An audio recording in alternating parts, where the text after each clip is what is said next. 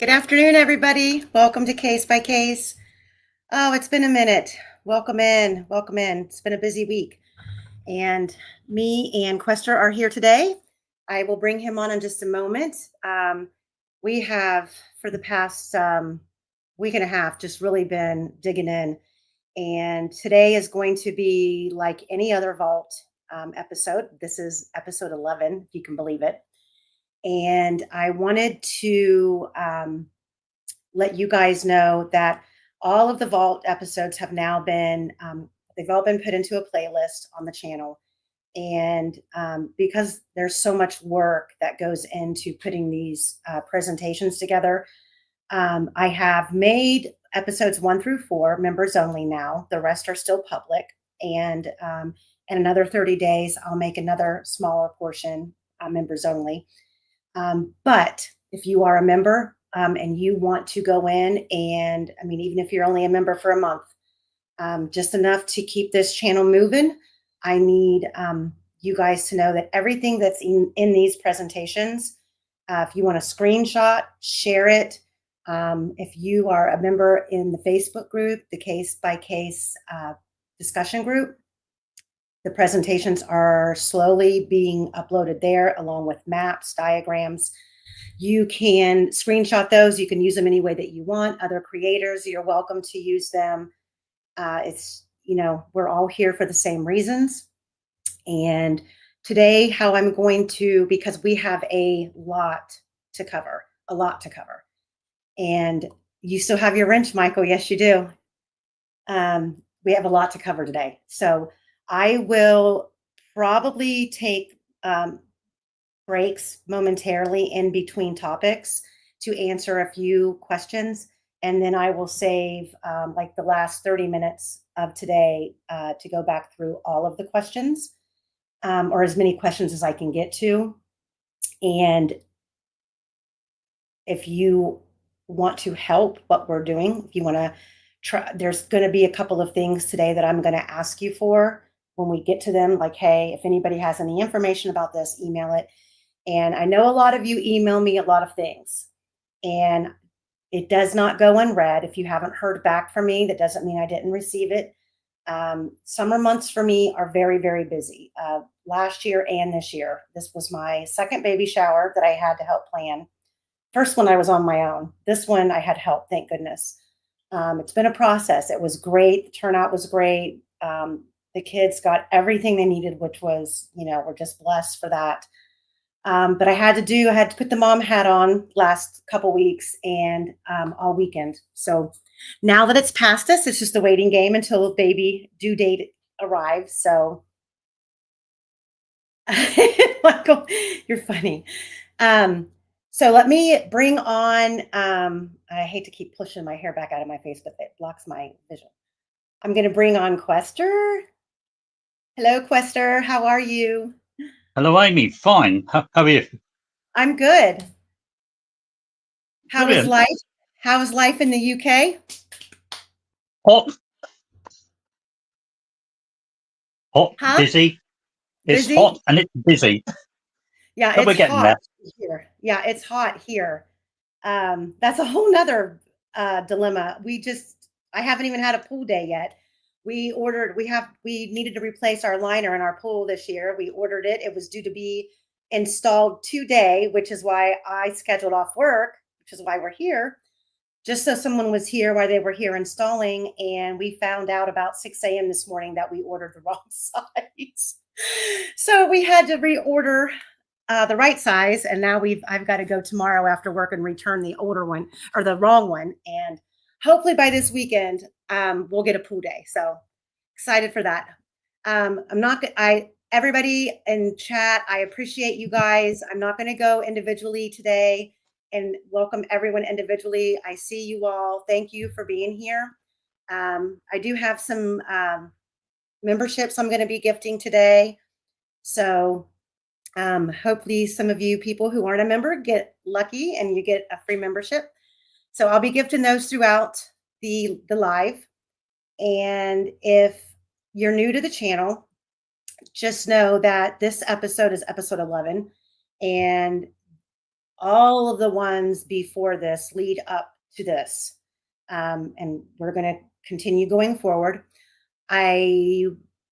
Thursday, I will be on at 7 p.m. with Sergio going over his part 2 of the analysis of Kelsey German.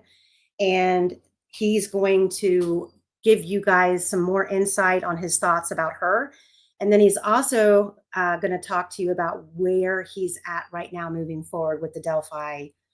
Well, I think you guys have all figured out if you've watched his episodes on Kelsey that he's going to be digging into Doug Carter.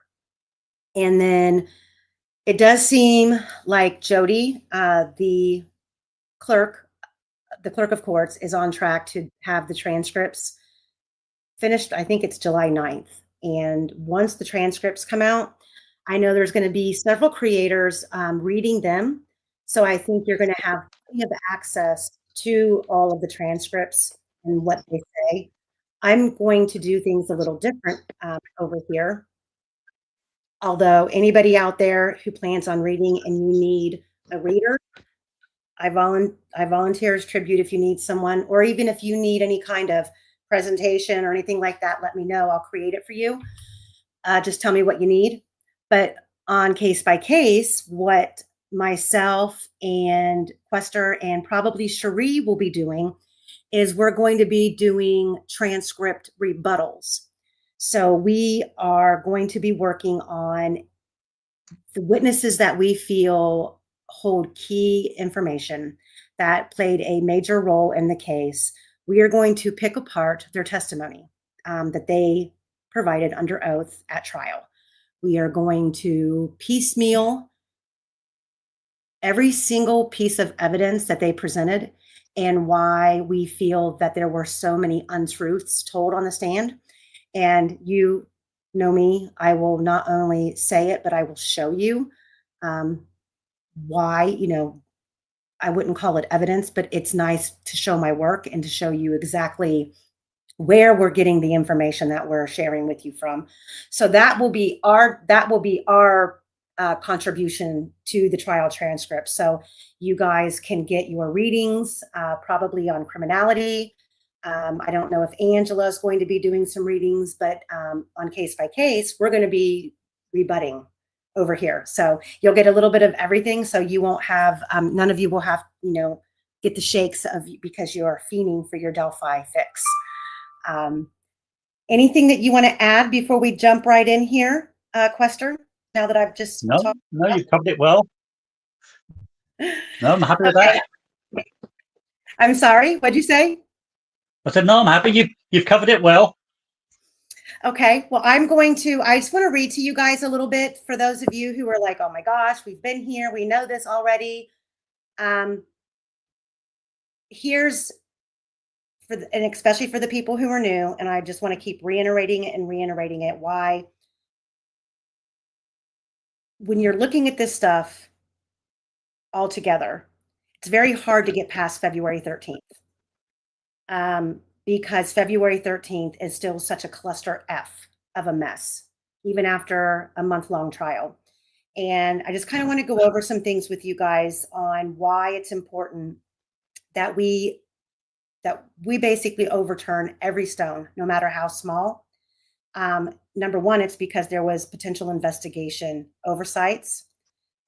It's, the scrutiny and the failing to secure evidence, the inconsistent communication, and overlooking of key suspects, early tips and statements that had not been followed up with appropriately.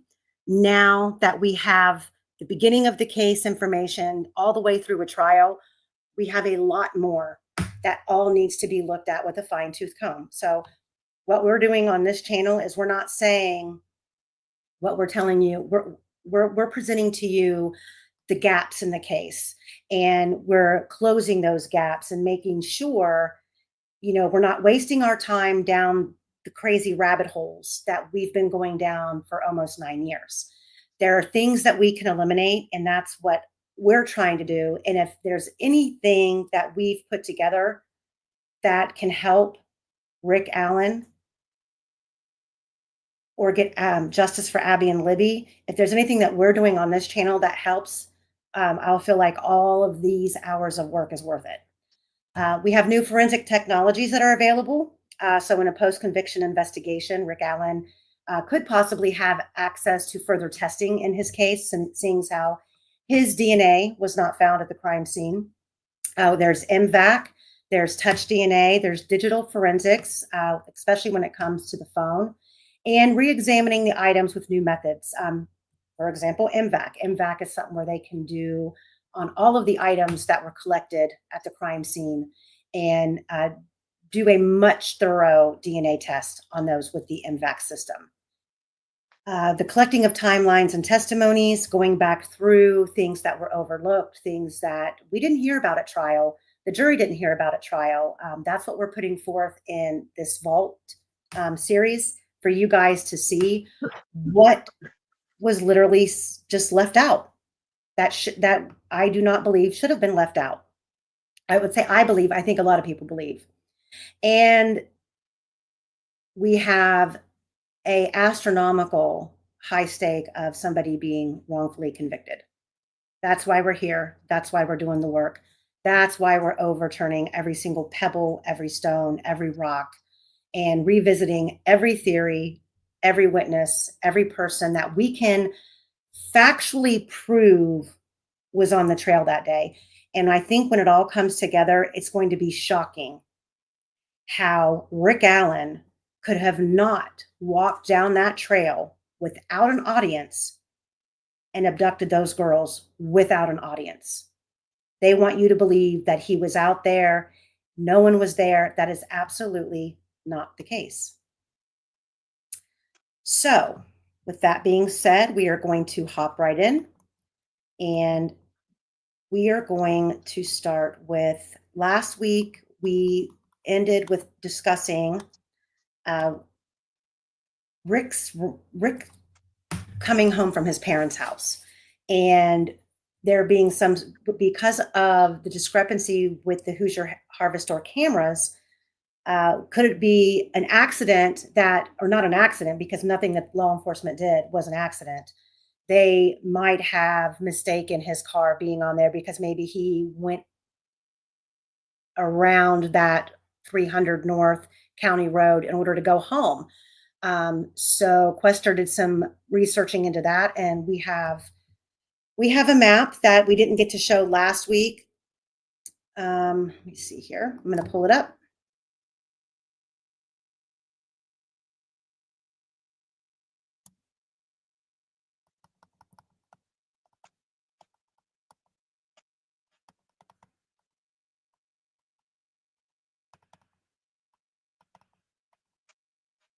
And just to explain to you guys a little bit of how my PowerPoints work, what I do usually with 3 episodes. So like this PowerPoint will be uploaded today in the case-by-case discussion group, but it will actually be episode 9, 10, and 11 all combined. That's how I kind of work, because usually from, like today we're on episode 11, but if we need to pull up anything from episode 10 or episode, wait a minute, are we on episode, 11. So if we need to pull up 9, 10, anything from those lives, they're accessible on the same PowerPoint. So when I upload them, that's what they'll be titled as. So here are the routes that Quester mapped out coming from Peru.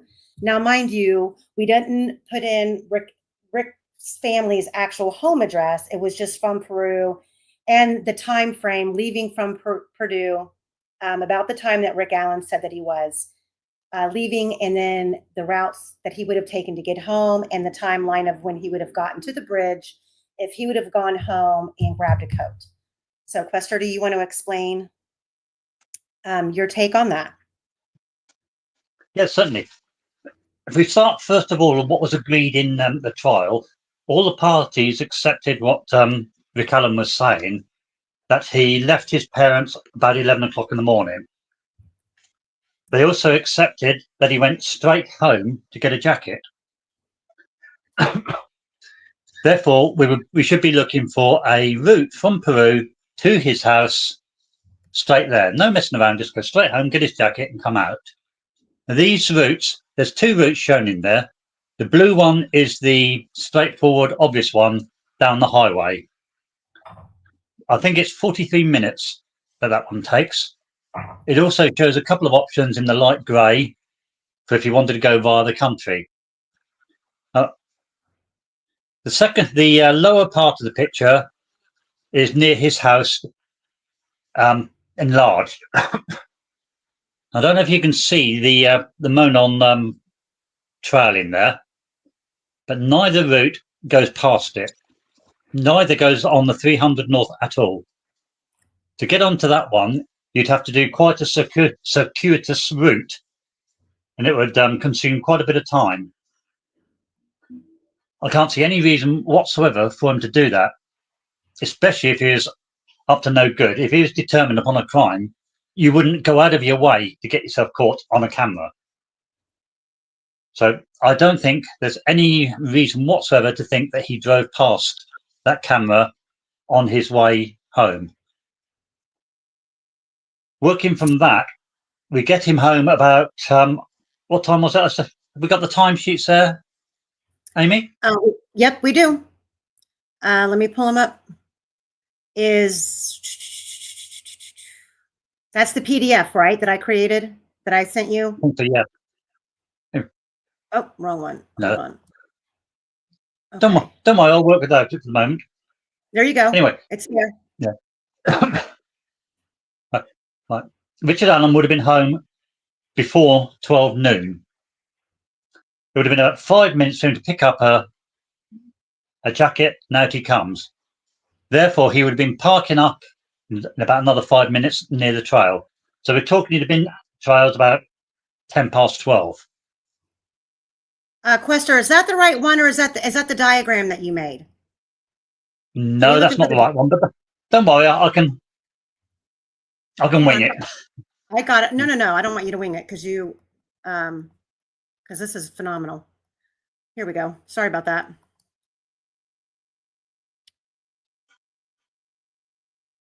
There you go.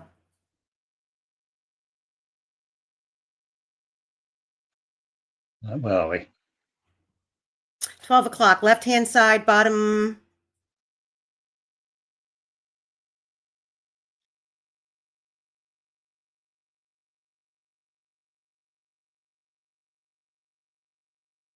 Is it on there? Anyway, it's not on there. But it's a different one to that one then.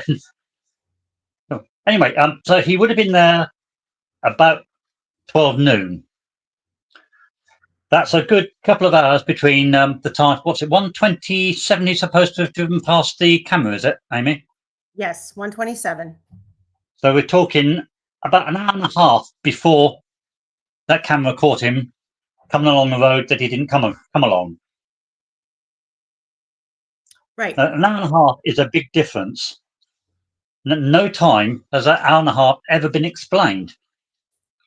Why? Where did he go? What did he do? Why is there an hour and a half lost in there somewhere?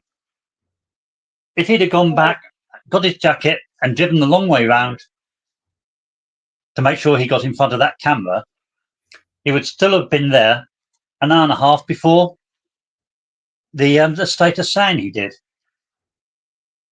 So we start off. What? Sorry. What did we? So last week when we went over the Fitbit, and I think the way, and I could be wrong, but I think accumulatively, all of the missed times, which I do believe we have it here, all of the missed times on the Fitbit that lined up to be inaccurate with the camera. I think there was a total. This is the Fitbit diagram. I believe I came up with a total of 18 minutes of a discrepancy between the cars, the Fitbit, and the camera times. If we were tracking simply off the Fitbit, which would more than likely have been more accurate than the camera, and especially if it was synced to her phone for GPS. Do you have 18 minutes? On one of them, yes. The strange thing is they're all different between the cam and the Fitbit, which right. So it's not a regular mistake. Each one seems to have been adjusted to fit. Some are 15 minutes different, some are 18 minutes difference. You can see on the one on your screen you're showing at the moment, it's a 2-minute difference. Now, if it was just a simple error in the machine, it would be the same all the way through, wouldn't it? You would, well, yeah, absolutely. If it hadn't been tampered with, I mean, it's not, I mean, it's common for security cameras for the times to be off. But it seems as though that's why we only got the still images, and they were personally time stamped by the state and never argued publicly by the defense. So we're stuck with what they said. And I feel like it was all adjusted to fit their narrative. And the fact that you really can't even look at these photographs and say unequivocally that that's Betsy Blair's car or Rick Allen's car. And the reason that we're going back through just kind of recapping what we went over last week with this Fitbit is just based on things that were admittedly, we know that there's some nefarious things that have transpired with witnesses, people not admitting to being where they actually were, etc. But when you're looking at these cameras, and we're talking about, I know we went over Rick Allen's route from Peru, and why it would be ridiculous for him to, to go buy that Hoosier Harvest Store camera at all, when we showed you last week where we believed he actually parked, doesn't take him past that camera. And, I have been confronted with people who have said, well, when he went to the trails, he went the long route because he didn't want to park. Or he was trying to hide from everybody and all the cameras from downtown. Well, you wouldn't go out of your way to do all of that and then park literally out in a wide open space and have to walk the furthest distance. So that, as a theory, as a narrative, it's just not plausible. It's not common sense. And you're right, the hour and a half, the state wanted to claim that I guess what the state was trying to infer was that, well, he went and bought beer and drank 3 beers and then went out to the bridge. Well, where's the proof that he bought the beer? Was there ever a debit card used? Where did he buy the beer? I mean, he would have had to have gone in somewhere where there was a camera. And where did he drink the beer? No one asked. They didn't bother trying to elicit that from him. And was the beer supposed to make us believe that, on top of him claiming that he's a 2-time alcoholic, I'm sorry, but a grown man drinking 3 beers is not going to intoxicate him to the point that would make him, just do something so completely out of character, like abduct 2 little girls out in broad daylight and take them off the face of the earth.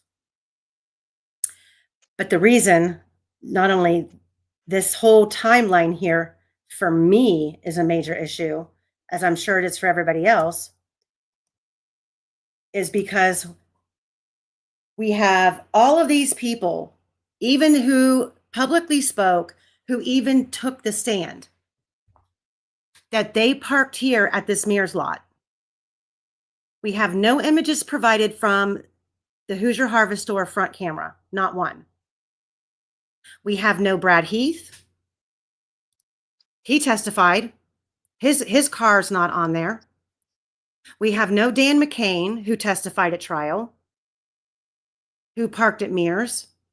And we're going to get into that. Him claiming that he parked at Mears, and when he arrived, there were no vehicles there. Well, we're going to see if there's an actual window that collaborates with the state's timeline as to when Dan McCain could have actually arrived and there not been a vehicle there. We have no Daniel Pearson, but we're going to talk about Daniel Pearson because Daniel Pearson was discussed at trial by Cheyenne and Shelby Hicks. We have no Shelby Hicks vehicle, and we have no David Riley. And we know David Riley did not testify at trial, but he did speak publicly. He provided a receipt from the veterinarian office where he claimed he had been. He claimed to have parked at Mears, and we have no muddy, bloody guy.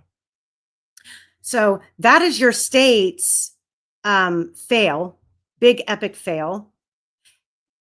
And then we also have in the state's possession that we weren't provided the white van showing up at 2:44 p.m.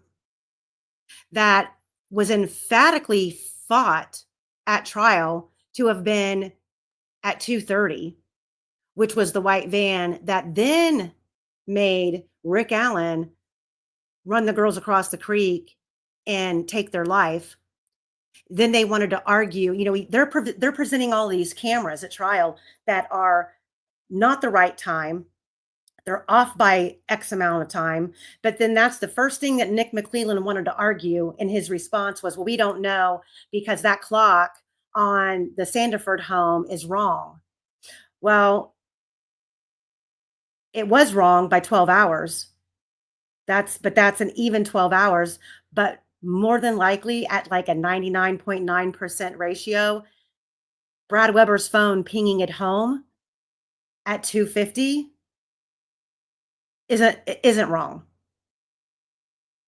So that, I think in Rick Allen's defense, we can double down on the fact that the state presented a lie.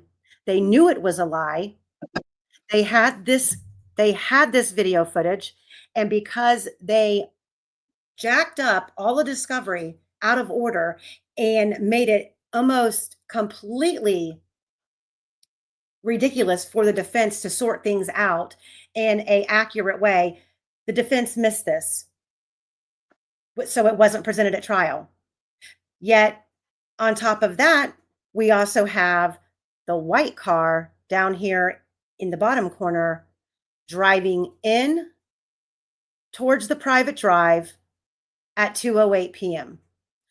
State didn't show you that either. Quester, do you want to jump in here and add some commentary and some thoughts? It was quite interesting that during the trial, the defence did try to introduce one item, and the judge she was very specific, and she told them, if you cannot prove the time is correct, you cannot enter into this court. Now, she said that to the defence, but what are we looking at now? When were these times proved on this camera? When were any of these times proved? The prosecution obviously had a different set of rules they had to abide by. Yeah, because I think that we are chiseling away at what the state put on, and based on all of these timelines that it's taking us weeks to because we could sit here and we still could be talking about Tyler French, all of these other people who were supposed to be out there that day, but we're gonna get into that a little bit later today. But these people that are on this list right here are people who every single one of them should have been called as a witness by the defense. And the timestamps of their vehicles and where they parked, because when you have Dan McCain showing up at Mears saying there were no other cars there, well, we know we can move forward and backward with that axis of a timeline, because at trial, he tells us what he did. He parked, he walked up the trail from the Mears lot to the intersection, and he turned left and he went out to the Monon High Bridge. And he was out there for 30 minutes. His words from trial. So now you back up and you look at Betsy Blair, when Betsy Blair left to go to the library and when she returned. There's a gap in time. Is that when Dan McCain got there? But if that's when Dan McCain got there, in between Betsy Blair and Kelsey German arriving, that very likely could put a McCain on the bridge.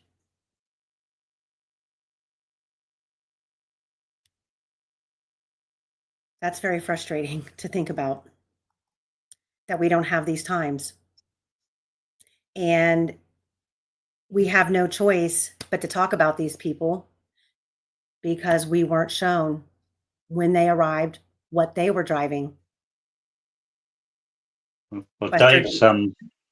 Dave's testimony was all over the place. He couldn't get any of his times to fit together. He was an absolute waste of space. He said he was on the bridge between 2:30 and 3.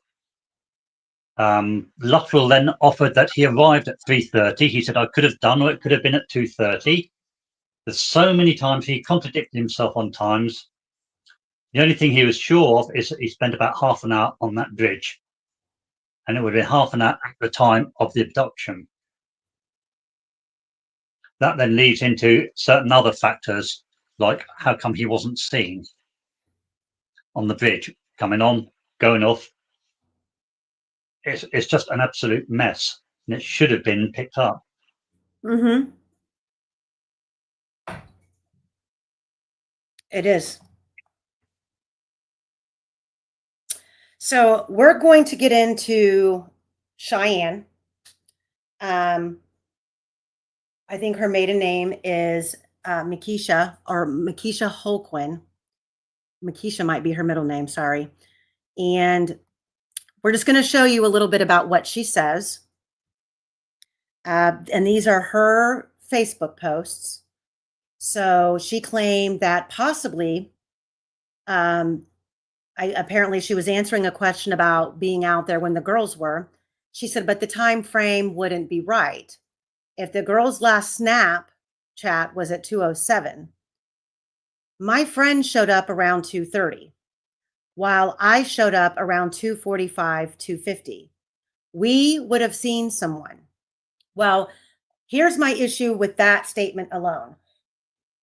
Who is her friend that she's talking about?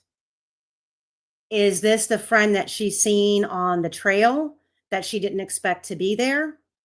Or is this the best friend that she came to the trails with? Because at trial, she testified that they went to another park and went hiking.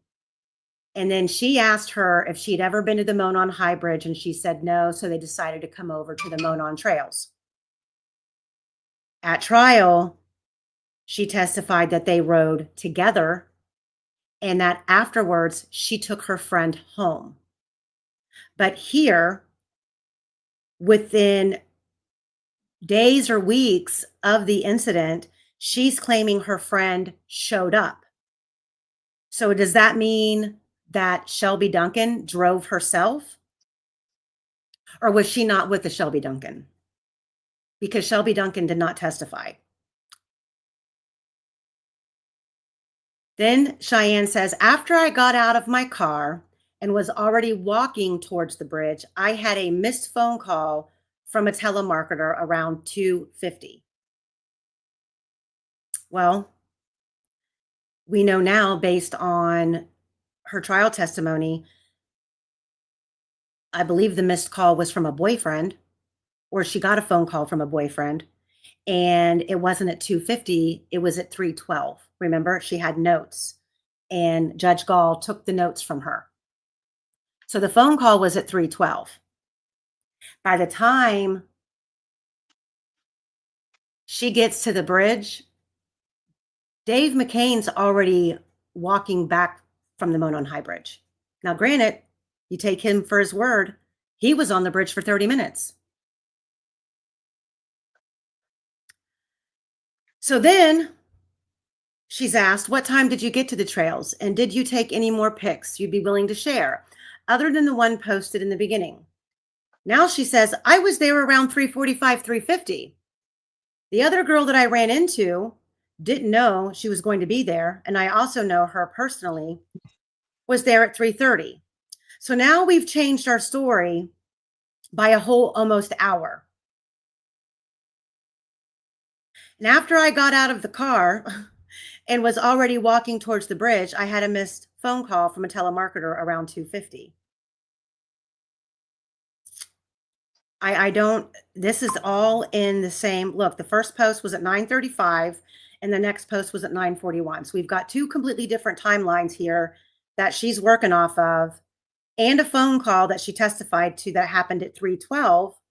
And she says that when she got out of the car and started walking, that 3:12 phone call, she was still on the trail, hadn't made it to the bridge yet.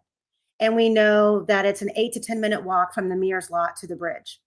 So was she sitting in her car for a while before she got out? Was she waiting for her friend to show up? Unbelievably, she was never asked this at trial. Quester, do you want to add anything to that before I flip slides? Yeah, the timescales involving Cheyenne are, as you say, all over the place. According to her, she ran into her friend Shelby at 14:50, 2:50, 10 to 3. Another time she said at 20 past 2, she was up at Freedom Bridge. Another time she said at 2:45, she was in the parking area. At 3 o'clock, she said she saw a white-haired man walking away from the Monon Bridge. Her times are just all over the place. It's very hard to believe anything she says. Anna, help me. That's here. First request, Anna. If you know where I can possibly find it, or if you can grab it for me and email it to me, that would be great. My email is running across the bottom of the screen. Well,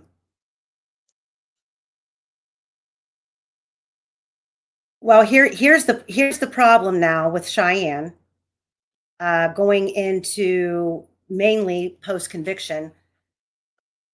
She's now locked into what she testified to, because she testified that they rode together and that she took her home. And I'm going to play that for you guys here in just a few minutes.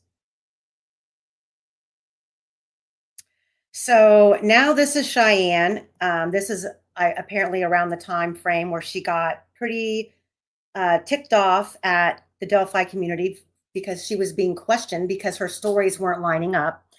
She says, "Hello, it's me. First off, my initial response is, why didn't you message me? You clearly have my entire name, so I'm pretty positive that you would have found a Cheyenne Mishka. But thanks to you, I have everyone and their brother in my inbox acting like McGruff, the crime dog. Secondly, I did report my findings to the police station as soon as I heard the news.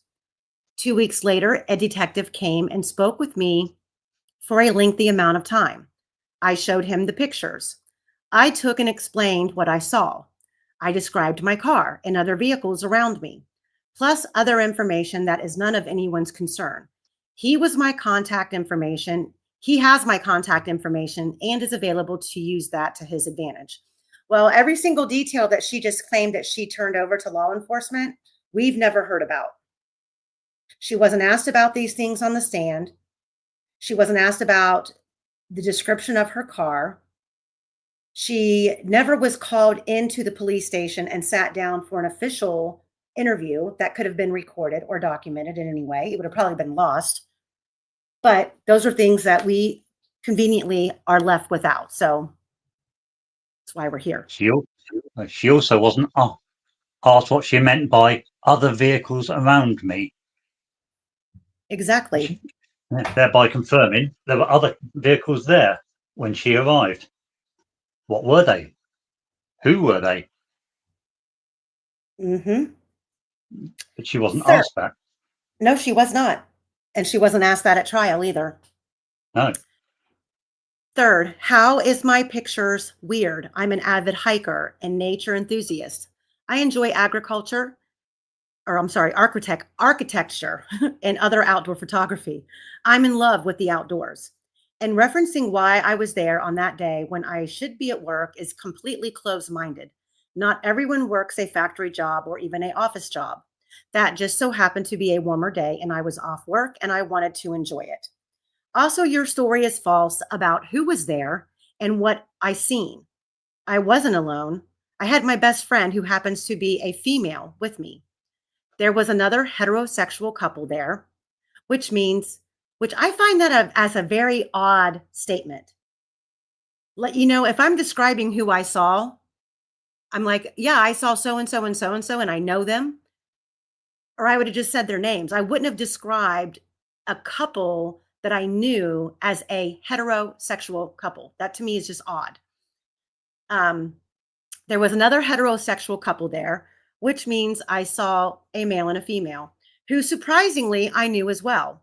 And before you dig into that situation, they have also spoke with the detective. So apparently what she's referring to here are these photographs. And what the problem is with the photographs is there's only one that's time stamped, but there's discrepancy on when she posted them to Facebook, when they were actually taken. I know that she said that she couldn't upload them to Facebook because she didn't have service. But this photograph that she provides for February 13th at 3 something in the afternoon, it's awful foggy. Like it doesn't look like it was a nice sunny day. And then she's taking pictures of herself crossing the bridge with her boots on and her ripped jeans. But we have 2 different shoes in these photos. And somebody, if we believe that the right-hand side photo of the boots that Cheyenne's wearing is her, we have somebody else taking a similar photo with a different shoe on, holding a katana sword, a wood sword. And then, Quester, do you want to explain the bottom left photograph that has the 1:53 p.m. timestamp on it, where it came from? As I recall, that's another one of Cheyenne's. She provided quite a few pictures, and they have slowly seeped out. The majority of them seem to be photographs of the bridge itself. And as you rightly pointed out, there's quite some fog on it, which wasn't there that day. But the thing with the arrow, the picture with the arrow, the important thing is that timestamp of 1:53. Now that is the time that Betsy Blair was supposed to be staring straight at the young man sitting on platform 1. Correct. So that photograph was taken when the young man was there. And as it's Cheyenne's picture, Cheyenne was there when that young man was there. Which sort of opens up a whole can of worms, doesn't it? It sure does. It also puts her there before Libby and Abby. It sure does.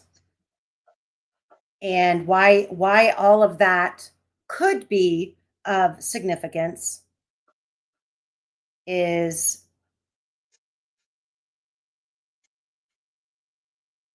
we're going to talk about it right now. And I'm going to play a clip for you that I've played before, but it's worth playing again. So we know, based on prior statements from Tina Rodell, within days of the murders, you go back to the Vault episode 1 and 2, and possibly even 3, it's discussed numerous times the images of Tina, screenshots of Tina's conversations about Cheyenne and who she was there with that day. And I'm not implicating Cheyenne. I'm saying somebody's not telling the truth. And number one, accountability falls to the state. They're supposed to be the justice seekers in all of this. They're supposed to be the finders of facts. And why this was not exhausted and eliminated as a questionable theory of involvement lies strictly, one, on their shoulders, and then two, the investigators with the defense. Why this was not, because this information's been out here for years. Bettina Rodell said that Cheyenne and Cheryl were there. Okay, well, she's not the only one who said that, because it was according to Tina Rodell and Skip Jensen. Skip Jensen said that he had information that Cheyenne was out there with a friend that she didn't expect to see there, and they were friends because she had a baby by her husband's brother. Well, when I first heard that statement made by Skip Jensen, my thought went immediately to that same individual who lived on the Palladino property, which I'm going to just give the initials today, CE and JE Jr. Cheyenne was married to CE. Cheryl also has a baby by JE. They're brothers. So, and Cheyenne also has a child with CE. And CE has a sister named, we're not going to say her name, so I left it blank, who apparently used the name Cheyenne as an alias. And Cheryl Loeffler, who is the real friend that Cheyenne was supposed to have been with that day, is who she claimed arrived around 2:30. Cheryl and JE have a child together, and JE Sr. and Derek German were in prison together. So we're going to listen to how Skip Jensen describes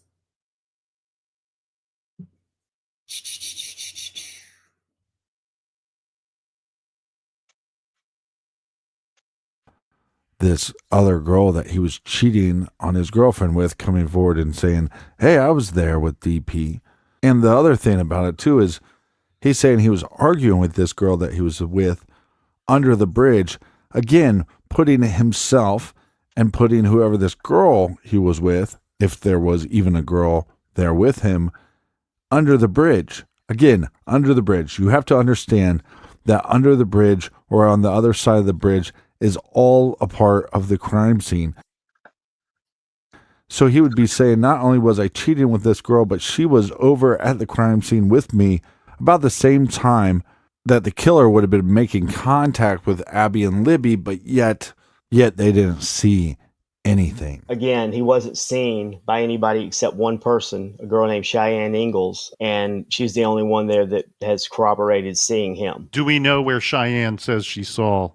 She never said exactly where she saw him. She said that her story, and I'll be kind of frank here, I haven't found anything that she said to be truthful. She originally said she got there at 3:50, changed her story to she got there at 2:50. She showed a picture of from the day. Says that she said she went there to take pictures. She shows a picture and is taken around 3:00 of the bridge. She never said, she saw what time she saw him, just that she saw a heterosexual couple and also ran into a friend of hers who she said she didn't know was going to be there. Well, the biggest point about DP being a person of interest is he was at the park that day, claims to be in the vicinity of the bridge, and has changed his story multiple times. Now you have Cheyenne that is eyewitness to DP being there, but she's constantly changing her story as well. It's very, very suspicious. I think there are four people involved involved in that equation. I think DP, Cheyenne, Cheryl, and a girl named Shelby. And I think that one of them has something to do with a car that was parked at the CPS building that law enforcement inquired about. So who is this Shelby? She's a friend of they're all friends. I know she went to law enforcement to tell them kind of straighten out the vehicle situation. I think there was a lot of confusion about where everybody parked, what time everybody got there, whose cars were there. I think she went and told them that, her car was there, and here's how it got there. I think, again, nobody saw her. Nobody saw DP. I don't have any reason to believe she was there because there's nobody corroborating the story that she was there. I'm not sure she ever said she was there. Yeah, she and Cheyenne are friends because they were married to one was married to two brothers. One was married and one was had a child with the other brother. So they were friends that way.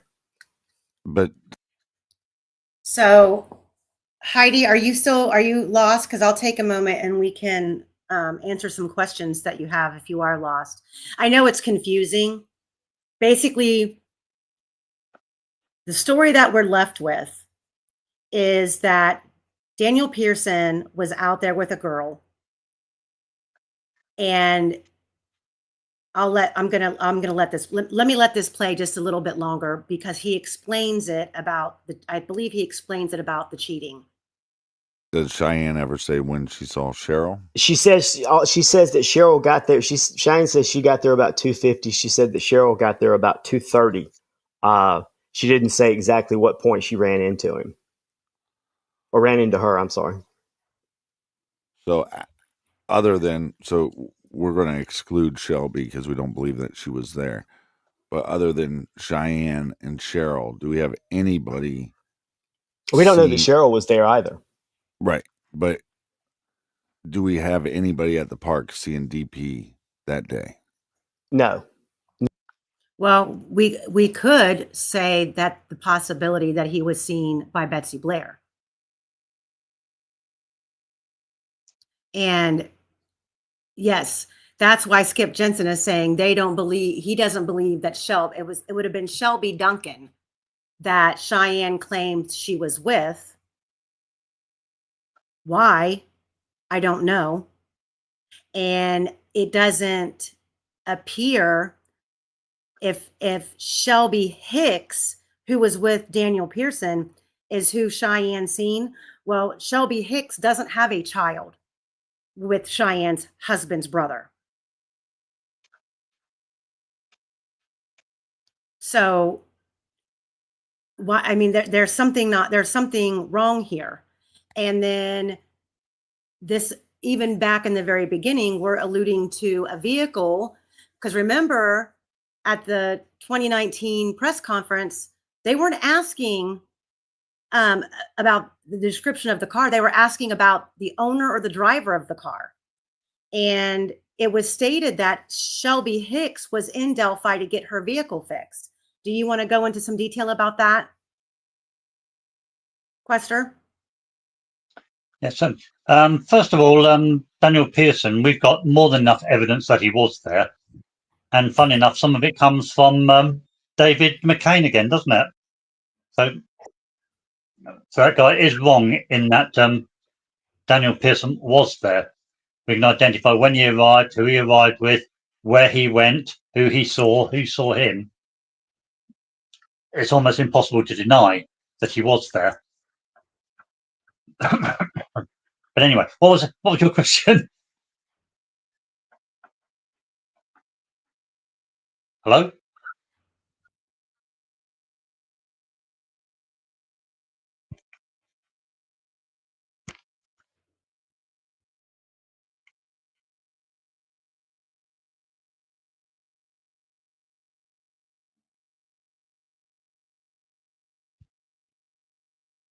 Sorry, I had to go grab a working pen. My pen stopped working. Did you discuss the car? The kind of car that Shelby Hicks was supposedly driving at the time? No, I haven't yet. Just about to. Okay, go ahead. Shelby Hicks, from what I can find out, she was driving a silver Impala at the time. That arrived, around about 12:40, she got a call saying that her car was ready to collect. And she came over to Delphi to collect it. She got there about 1300, 1 o'clock in the afternoon, and collected it. And then she drove to the trails from there. So we know straight away she did not arrive with Daniel Pearson, as rumours were put about. Daniel Pearson arrived on his own, and so did Shelby Hicks. Is that what you wanted to know? Yeah, but I mean, but the thing is there's a discrepancy as to where she parked.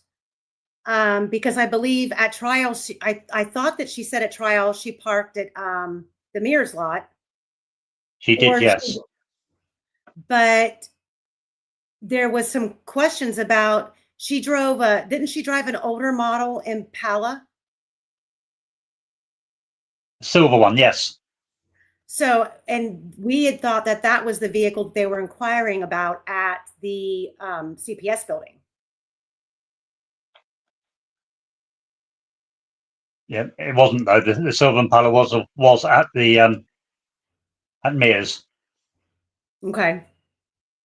Well, Radar just said that it's interesting because on the 17th, when law enforcement resecured the crime scene, they pulled over what looks like a silver Impala. That's interesting. It is. It's not a very common car, is it? No, it's not. Oh, and that's another thing that I wanted to address. Two things actually. One was like on Twitter, there's been a couple of people who, they think that Rick is guilty, which is fine. So they had tried to argue with me that the camera on the front of the store at Hoosier Harvest store was added much later after the girls were found. And that's absolutely not true. Just last week in episode 10, I showed you the news footage with the anchor reporting the news right in front of the Hoosier Harvest store camera with the very camera in view on the front end of the building, the same camera that we do not have any photos from. That's number one. Number two, people that I brought up, we haven't even got there yet because we haven't even discussed the bullet that Barbara McDonald, who when the Franks motion came out, discussed the sticks. She was able to draw them and describe them because law enforcement had told her about the crime scene and what was there and how the sticks were placed. So when the Franks motion came out, she was on court TV showing what she had been described. And then we haven't got there, but I have it. I'm not going to show it today, but I have her on court TV again that law enforcement had told her that they had gone out a couple of days later and resecured the crime scene and discovered the unspent bullet. So somebody was trying to argue either in the chat on a live, after the live, or on Twitter, I don't know, claiming that Barbara McDonald recanted that, which there's no such thing that I've ever seen that said that she does, that she's recanting it, and that she misspoke and was claiming that it was the sticks that they went back out there to get. Well, the sticks they went back out there weeks later to retrieve the sticks, which that was testified to. So they can't be the bullet and the sticks when they decide it works for them. We know the crime scene was secured on the 17th, and there's news footage of that we were just talking about. Isn't that right, Quester? That's correct. Yes, it is. It was reported on the 17th. Yes. So I think it was. What? No, Radar was agreeing that it was the 17th and that she has not recanted that. So, I've asked her and she's not answered me. I've asked her who told her that, which law enforcement officer.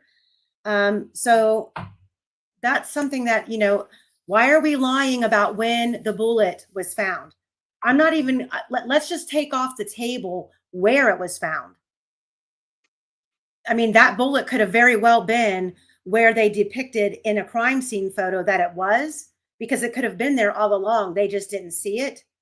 But if they're lying about when they found it, that's a major problem.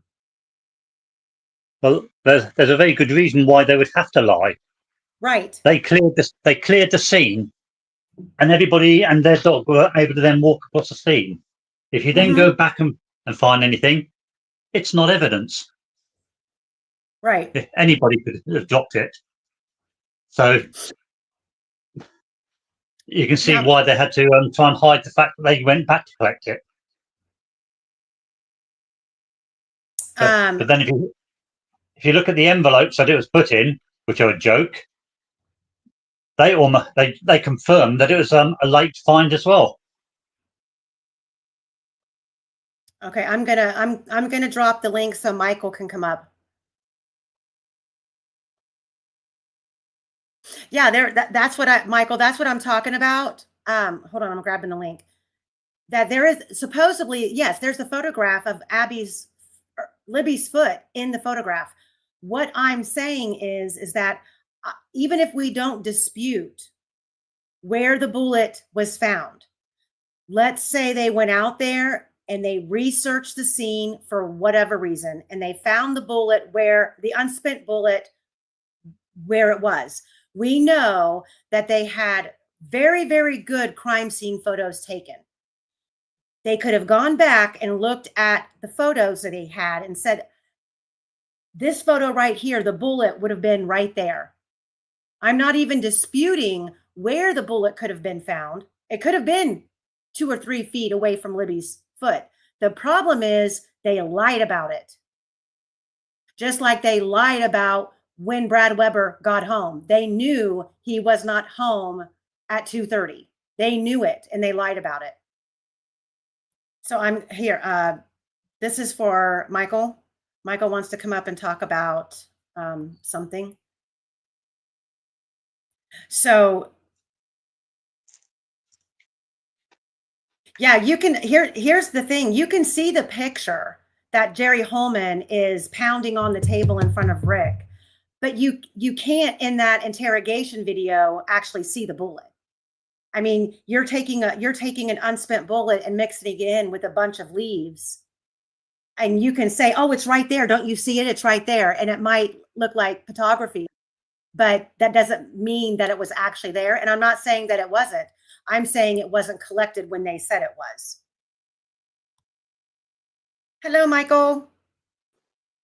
Hi there. I'm a little behind because my son called me with the happy news that he has a job. That's always good news. And I came back, I got out, and when somebody was just saying something about Shelby or somebody seeing a white-haired man. Did someone in chat say that, or did Quester say that? I think you said it. A white-haired man? I was talking about, I was more than likely talking about David McCain being at the bridge for 30 minutes. Well, He said he was on the bridge for 30 minutes. Well, you said I mean, the words were white-haired man, and a couple of my white hairs stood up. Quester, do you know what I was referring to? The white-haired man. Yeah, I don't recall saying whitehead. I don't recall saying whitehead man. No, I did. I'm not making this up. The reason I'm saying this is that there were 2 witnesses that said they saw a white-haired man at the north end of the Monon Bridge. Yes, that was Cheyenne, and that was supposedly Shelby Hicks. That's correct, yes. Well, and the reason I'm asking, and the reason this is interesting is, so this white-haired man hasn't been identified. Now, maybe you think it's Daniel Pearson, maybe it's No, Dave McCain, rather. McCain. It would have been David McCain, because we're pinning down the timeline as to based on what David McCain testified to, and that was when he arrived and there was no card there. So we're trying to fill in when people who actually testified at trial, when they claimed they arrived, and when the window would have been that McCain parked and then walked to the bridge, because his words at trial was that he was on the Monon High Bridge for 30 minutes. Well, if Cheyenne is there and Daniel Pearson is there, and Shelby Hicks is there. They never say that Dave McCain was on the bridge. They said he was at the north end of the bridge, starting to walk back. Well, when you take all three of those people's times of arrival and you back it up by 30 minutes, that does put Dave McCain on the bridge around 2:20, somewhere around there. I'm not making any accusations. I'm just saying, when you do the timeline, that's where the discrepancies come in. And it's a problem, especially when I think that you might have missed, let me see. You might have missed, I have a list here of the people who testified at trial whose vehicles were not made public, that were not shown at trial as an exhibit. So we have no Brad Heath, we have no Dan McCain, we have no Cheyenne. We know Daniel Pearson was there. We don't have his arrival time or his vehicle or where he parked. Shelby Hicks claims at trial that she parked at the Mears lot, but we don't have her vehicle on the Mears cam or on the Hoosier Harvest Store camera. We have no David Riley, who has spoke publicly about being out there and that he parked at the Mears lot as well. And we have no Muddy Bloody guy. That was all left out. And every single one of those would have been timestamped to close this window between 1:30 and 2:30 of that's covering the arrival time of Abby and Libby, and it's covering that 2:30 mark. As soon as the video ends at 2:14 and some change, 2:32, the phone stops moving. If we can narrow down in a radius who was out there, who we can prove was there, we are going to close in on the real BG. Unless the real BG was working with somebody who was on the north end of the bridge and came from the south end of the bridge, or somebody on the bridge passed off the two girls to someone who was waiting below at the bottom of the hill. So within 3 days of the murders, The problem with David McCain being on the bridge is he said he was there until 3:00. Well, at 3:00, Cheyenne was at the south end of the bridge taking photographs, which means she crossed the bridge going south, while David apparently was crossing the bridge going north. But neither saw each other.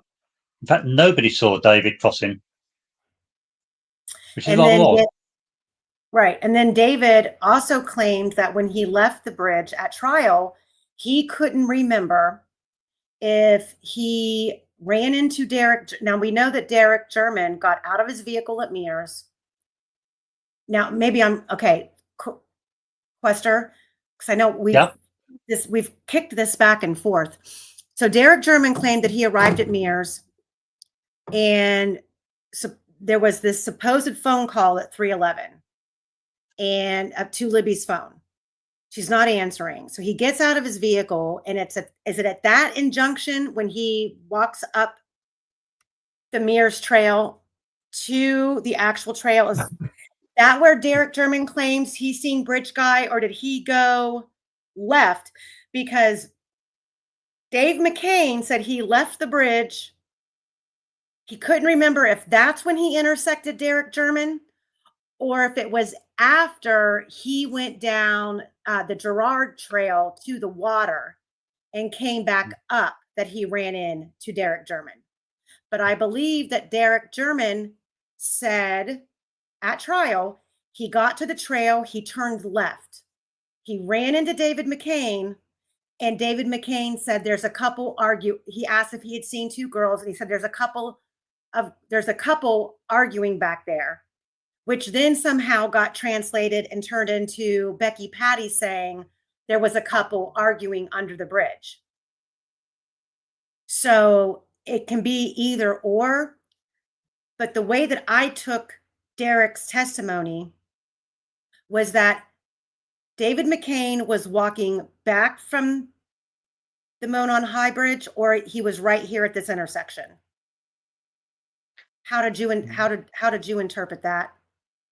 Right. It seemed to me from what they were saying that Derek German saw him twice near the intersection. The first time when he just arrived and was coming out, and he bumped into Dave, as you say, just below the intersection. And there he asked whether he'd seen Libby and Abby. And it was based on David's answer that Derek went off down the Gerard. But there's a second bumping when he came back. It seems that he met him again at the intersection. And the odd thing is, on both occasions, David was walking northwards at the same spot. The second time, they were heading back towards the Mears, I believe. Hey, all eyes, how are you? Go ahead, Michael. So I don't know how this fits with what you all have already worked up. There's no time attached to it, directly anyway. But there is somebody else who was 70-something at the time, who was out there that nobody's heard about, didn't testify at trial, but within 3 days of the murders, he called in. Is that Brian Moss? No. Okay.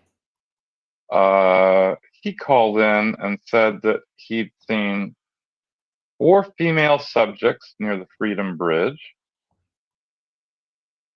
And he said there was a dark-colored SUV parked on the west side of the bridge. And he said he saw a middle-aged female walking towards the nature preserve. Would that have been there? Then in the follow-up, all he said was he did see a dark-colored SUV, but he says he saw it around the gate leading into the trail system. I mean, I don't know if that's not where the first tip says it is. I mean, the gate leading into the trail system has to be the Mears gate, I would think. Right. I would take it as that as well. Yeah. But and then they say it's west of the trail system. Couldn't provide any make or model for the car, possibly a dark 2-colored SUV. That's it. But it sounds like he saw Rayleigh Voorhees et al. And did he say what time was that? No, there is no time attached to this.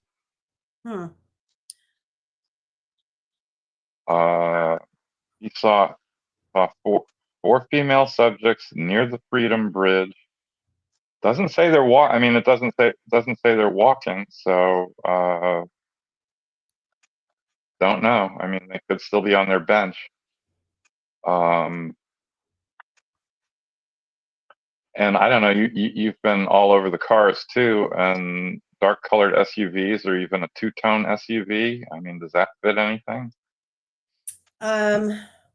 Well, it depends on. I know that there was a vehicle that was discussed at trial that when Dave McCain had handed over his USB card for his camera, they had came back and spoke with him wanting to know about the vehicle that was captured in the background, but there was no description of the vehicle. I believe I have several vehicles. I think it's in Vault 1 and 2. There's a burgundy vehicle that was parked on the 13th or the 14th. There's no accurate timestamp. It's like a little burgundy sedan. Hold on. Let me see if I can find it. There was a dark colored SUV parked on the side of the road that I have a photograph of. Let me see if there was any notes attached. I mean, is there even any place to park on the west side of Freedom Bridge?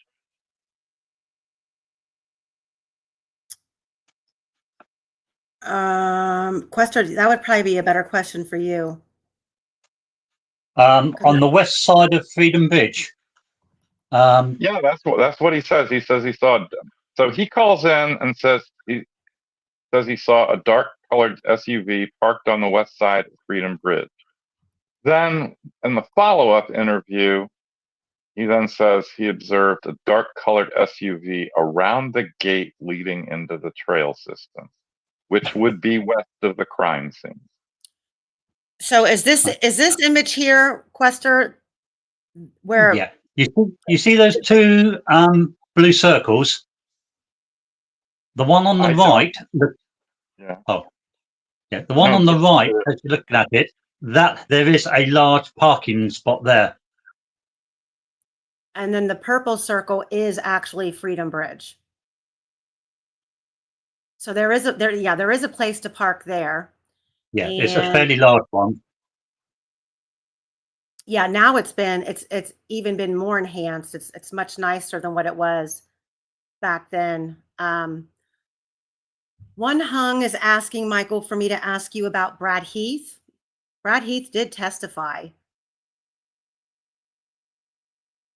Yeah, wasn't that a PT Cruiser off the side of the road? Yes. I'm going to see. There was he saw the PT Cruiser. No, wait a minute. He saw two vehicles, if I remember correctly. He saw the Smart car. PT Cruiser, and then he also went and tracked down from a movie that he had watched and captured an image of an older style vehicle that he provided to law enforcement as another vehicle that he saw that he thought resembled this vehicle that he's seen in this movie. He's like, this is the closest I can get to it. It wasn't a movie. It was an old TV series. It was. Remember The Fugitive with Richard Jansen? Yes. Yep. Yeah, That's what it was. he said it was a car from there. He remembers it from that, and that was back late 60s, 70s. A Mercury Comet. No, but the difference between the two, I think, is that the PT Cruiser didn't he say he saw both in the morning and the afternoon when he was back. Yes. It was there for a while. And he treated the Andersons building.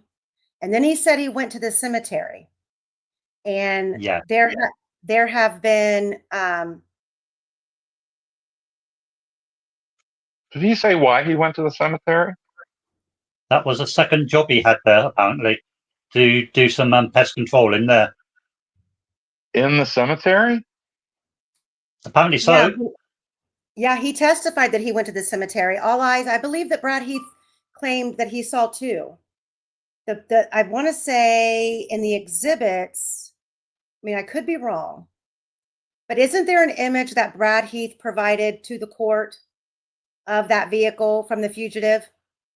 And he also said the PT Cruiser. He saw both.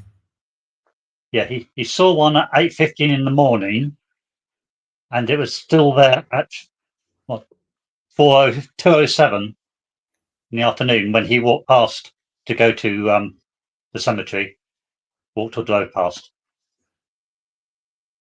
And then I don't know, Quester, do you have any footage?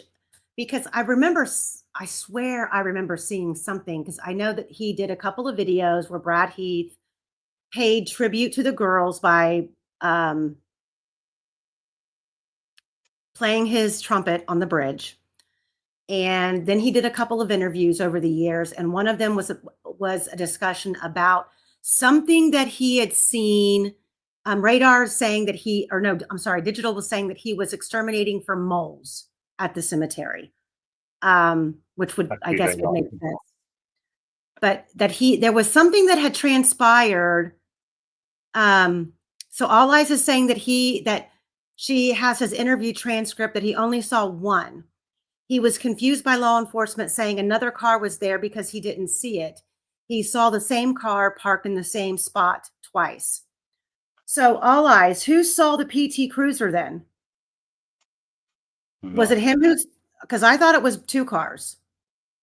But he saw a purple stroke burgundy car at 08:15. And there was an interview that he did where he talked about something happening at the cemetery that he wished now he would have reported sooner or had paid more attention to. I can't remember. No, I've not got that one.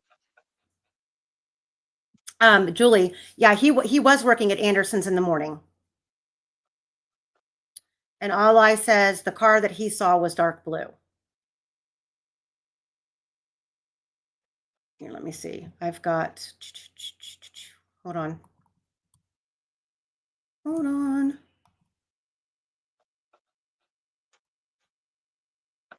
Here, let me remove this. You guys keep chatting.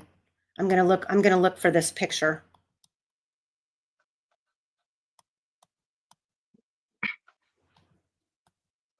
Quester, what do you know Well, about it's the dark? Go ahead, Michael. No, it's just interesting. The 70-something guy who saw the four girls was not mentioned by really Voorhees. Or he was, and he was, and that's actually whom they saw. Quester, do you know who that would have been? Quester's not going to know. This is the only one I could think of that it might have been is the one with the initials BM, who had a dog. Could it have been him? No. This is somebody nobody's ever heard of. Okay. And I don't mean to be cryptic, but I mean to be cryptic. Oh, that's fine. Be cryptic. The interesting thing is, if he saw four, then that must have been when Bree Wilbur was one of them. And Bree Wilbur said she was back home before Kelsey, Libby, and Abby got to Mears. So that starts to put a time to when he saw. Yeah, there's that 126 picture of them on the bench, and then they must have gotten up and left pretty promptly after that, right? They must have done, yeah. Which means this guy saw them 1:30 or something. It's got to have been about then he saw him, yeah. And yet they don't say anything about that, and which is very odd, because you would have thought that if he'd seen them from where he's supposed to have been, he should have seen Richard Allen, shouldn't he? Well, unless this is the person that the four girls saw that has been represented to have been Richard Allen by the state. Yeah, I think that's a far more likely scenario. I think might be important to talk to this guy. How old is he now? 80-something. Somebody better get a deposition or an affidavit. Yeah, well, all I can say is it has been suggested. Radar's asking Michael Osbrook, how do we know if it was taken on the way in or the way out, technically? Talking about the 126 photograph. Oh, I mean, it was on wasn't that a picture of them on the bench? I mean, I don't know that we know that it was in or out. No, they could have been. We don't. Right on the button there, Radar. We don't know whether that person was going in or out. Indeed. Judging by what? Well, we know. So I think we know from the Yeah, the guy could have been going out. I guess.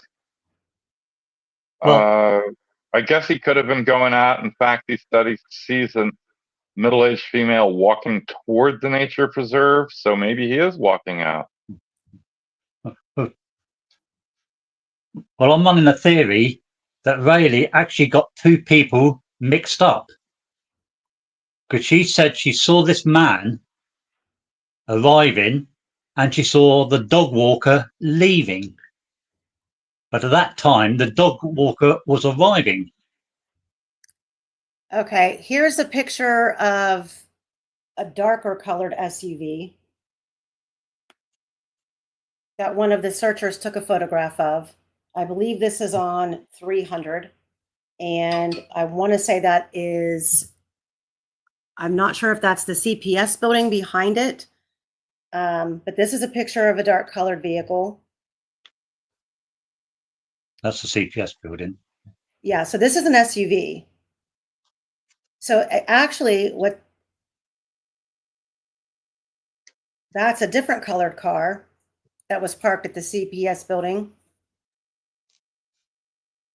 But see, none of these photographs are time stamped.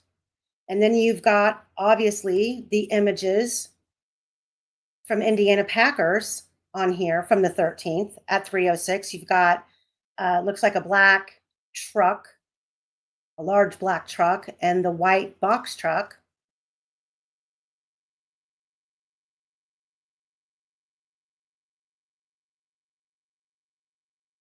And I think those are the ones that I have that correlate with any other than the white photograph, not white photograph, but the photograph of the white vehicle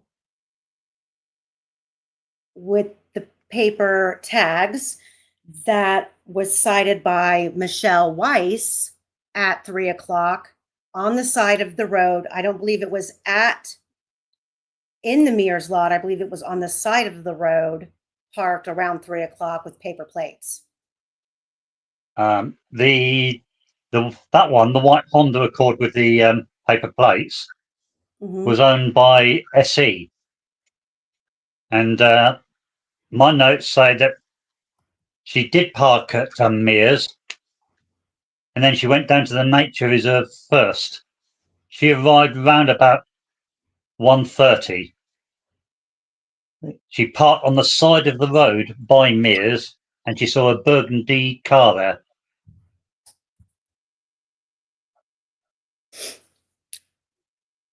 So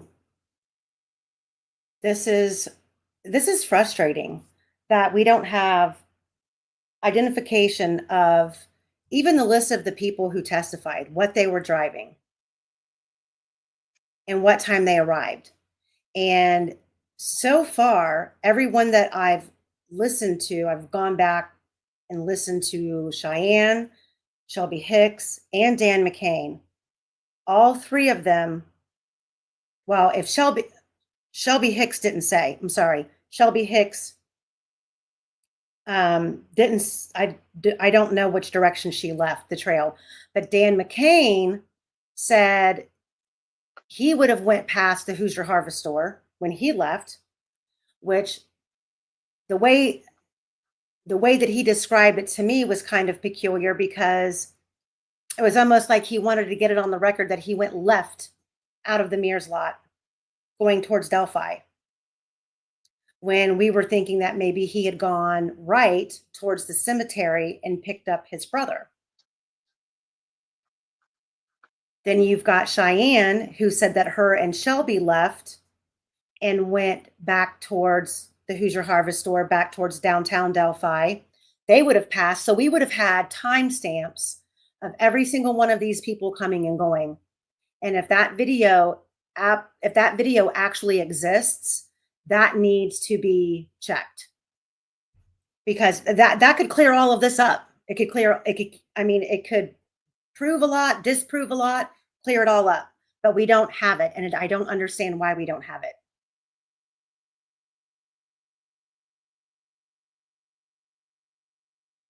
Yeah. So let's move on past the vehicles because we still have a lot to go over. No, we didn't say that McCain picked up his brother. We said that was a possibility. It has been stated that Dan McCain was at the cemetery that day on his bicycle, crashed on his bicycle, and injured himself pretty badly on his knee, which could have been why Sarah Carball, driving down 300 towards the cemetery, would have seen a guy who was muddy and bloody. We have a photograph of Dan McCain in a meeting. Now, what's peculiar about this meeting is that his brother testified that on Monday, February 13th, around 7:30 that evening, he was in a meeting when they came in and announced there were 2 young girls missing. The image that we have of Dan McCain in the meeting, his brother, David, is sitting right next to him. Dan's knee is wrapped with white gauze, and there's blood seeping through it. We don't know what the date of that meeting was, but could it have been Monday, February 13th? So we were suggesting that it's possible that if David was at Mears when he said he was, and he left when he said he did, that would coincide with Sarah Carball driving past, seeing a whole bunch of people at the Mears lot, passing a guy who was walking who looked like he fell down a hill and had bloody pants lower on his pants leg. Could David have went down and picked up his brother when he was leaving the trails? Is that a possibility, is what we were stating. Why does that matter? Because Muddy Bloody Guy never walked all the way down Mears and past any of the people that were at the Mears lot, nor did he go on down further and past the Hoosier Harvest Store camera. So Muddy Bloody Guy disappeared.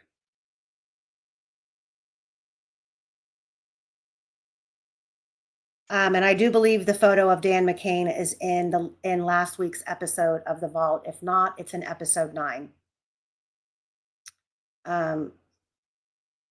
Okay. Oh, I have that recording. I'm going to pull that next time. Radar says that Dan McCain mentioned, is that what you're talking about, Radar?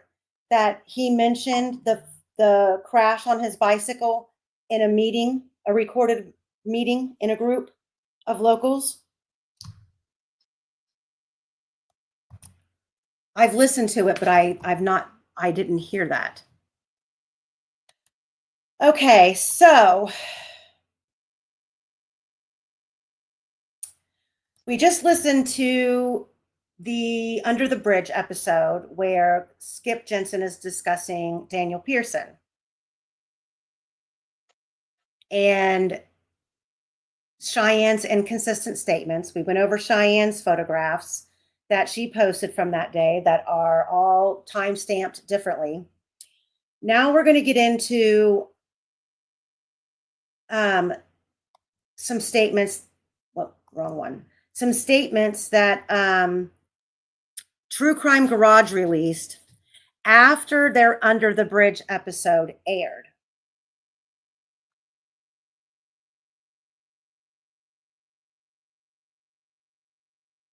Oh, wait a minute. Before we get there, we have to listen to this. We're going to listen to Andrea Burkhart going back over the second half of Cheyenne's testimony. So she would have come out and gone back towards Delphi through town in order to drop off Shelby, and Shelby lives out past what she says is the vet's office. I don't know this direction, but basically over on the other side of Delphi. I keep saying Delphi sometimes. If I say that, it's just because I've lost sleep, and it's the Greek, the Greek, the Oracle, Pythia, all that is Delphi. Just that connection that I shorthand to when my brain gets a little sleepy. They would have gone through Delphi.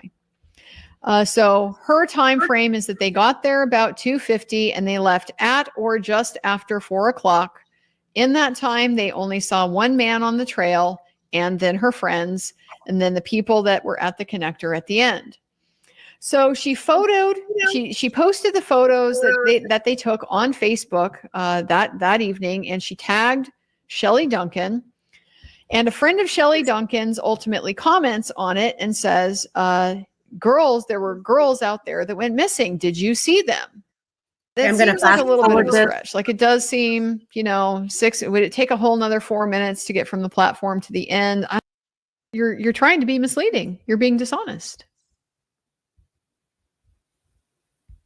Hold on. And after all that we already heard about how, it's totally fine for police to lie and law enforcement this, and he restates everything that they just said, and then half an hour later he'd be like, we were talking about this, and remember your testimony that this, and then you said this, and then you said, so it's it's this little way he has to emphasize the things over and over again. So Mr. Baldwin adopted that.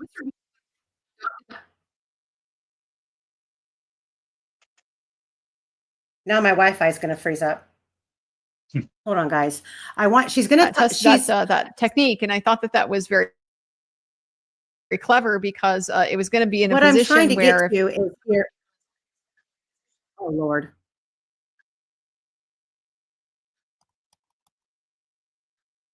Sorry, guys. What I'm trying to get to here, and it seems like her video keeps freezing. What I'm trying to get to here is the fact that at trial, you heard her say that Cheyenne says they left and she was taking Shelby home. She's talking about Shelby Duncan. But she claims she wrote a letter to law enforcement in December of 2022. And that letter was admitted as an exhibit. It was admitted at trial, yet it's not been released with the trial exhibits. But she said after she sent that letter, law enforcement came out to her house with a photograph. This is well after Rick Allen's been arrested, trying to pin her down on this photograph. And this is the photograph, as soon as my Wi-Fi catches back up, asking her, is this Shelby Hicks? And she said, no, it's Shelby Duncan. No, is this Shelby Hicks? And she said, no, it's Shelby Duncan. And I've never seen that photograph before. So where did law enforcement get this photograph? Because I'm being told this is the photograph that Cheyenne was shown. And if this is Shelby Hicks,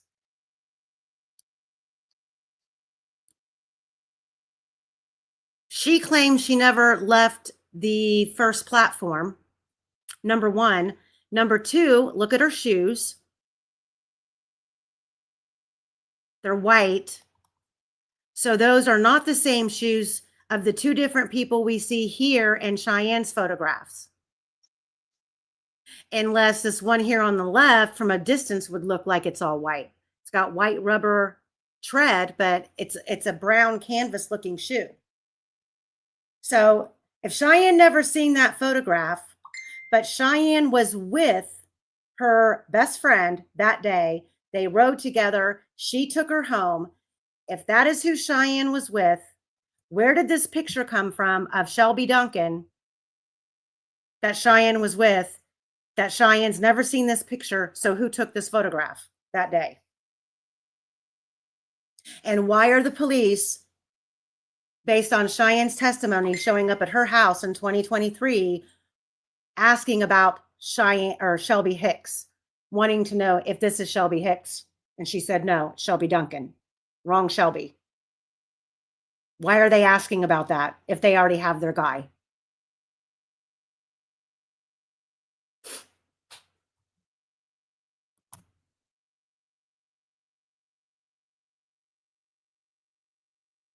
Michael Quester? I don't have an answer. I mean, to start with, it would be nice to know, who. I'm assuming this picture had to have been released to the defense as part of the discovery. Maybe not the original discovery, but later. I would assume there has to be some report of the interview of Cheyenne in 2022, after Rick was arrested. She said that in 20, so what she testified to was that she had gotten so much harassment from the public that she wrote a letter to law enforcement letting them know that she was removing herself from social media and that she was still going to be available if they needed her, but that, you know, it's just beyond ridiculous that the rumors and all of that hadn't been shut down. That letter was admitted as evidence. It's not been released. So she said that was in December of 2022. So it had to have been after January that law enforcement showed back up at her house, which would have been 2023, questioning her about this photograph, wanting her to clarify who the girl was in this photograph. Is it Shelby Hicks? And she kept saying, no, it's not Shelby Hicks. It's Shelby Duncan. Yeah, I I'd find want that to see. strange. I'd want to see that photograph and the metadata, and I'd want to know who took it. And absolutely, I mean, you know, the time's really important. Well, yeah, well, and the fact that we have a female on the bridge that day, what makes a difference if it's Shelby Duncan or Shelby Hicks? Well, surely whoever gave it to the police would know who they've taken the photograph of. Why are they Right. taking a rogue picture to someone else and saying, who is this? Ask the person who gave it to you. Well, not only that, but if we're dealing with a lone wolf in 2023, why is law enforcement secretly going around? I mean, I would say it's secretly because, you know, by 2023, you know, they're putting all of this on Rick. His bullet, I mean, it's all on Rick. He's already been arrested. The PCA has already been written. He's already been interrogated. And so why are they still pursuing other avenues, especially one that involves females? It's because we have unidentified female DNA at the crime scene. Lots of it. Well, it might do that, but I mean, you know, if they have the picture, they may not be pursuing. You know, they're only pursuing witnesses. They're not necessarily pursuing perpetrators. Well, what gets me is the fact that they're so simple-minded that, you know, you've literally got, like I said from the beginning of this live, you've literally got,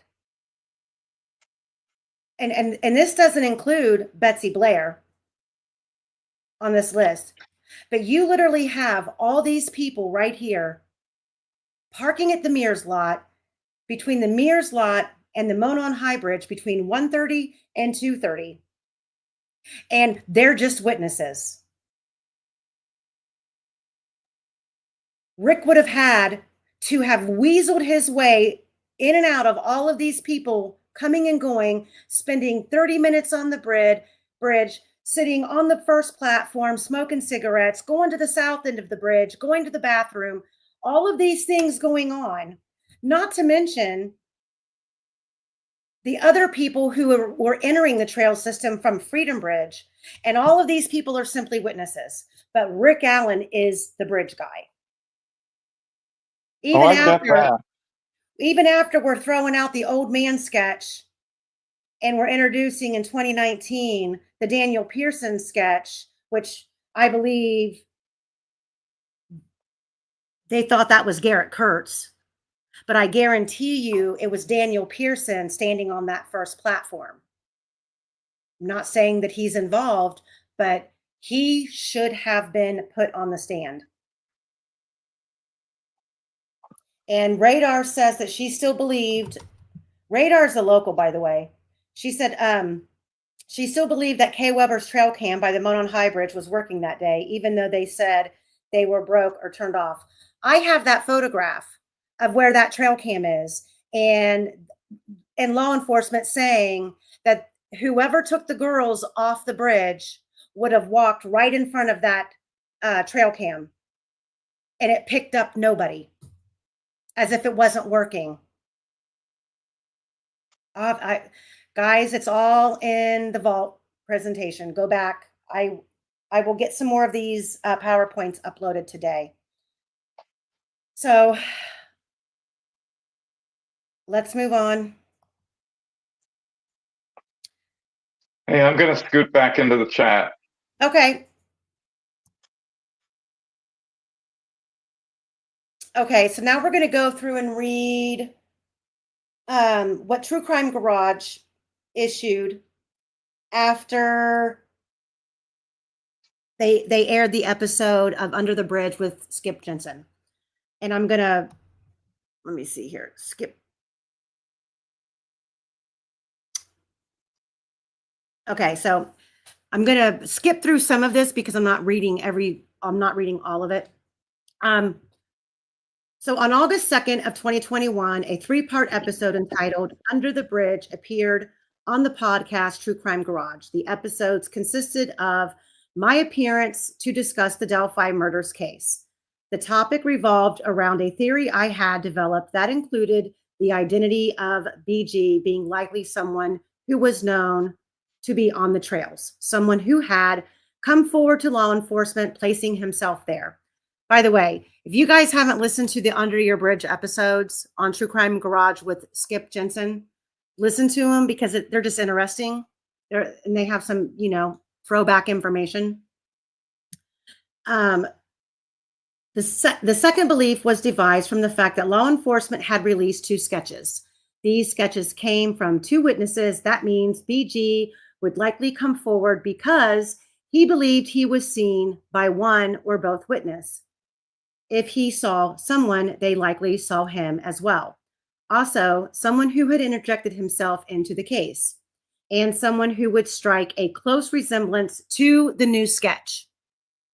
So that is DP. DP resembles the 2019 Young Bridge Guy sketch, and DP did interject himself into the case.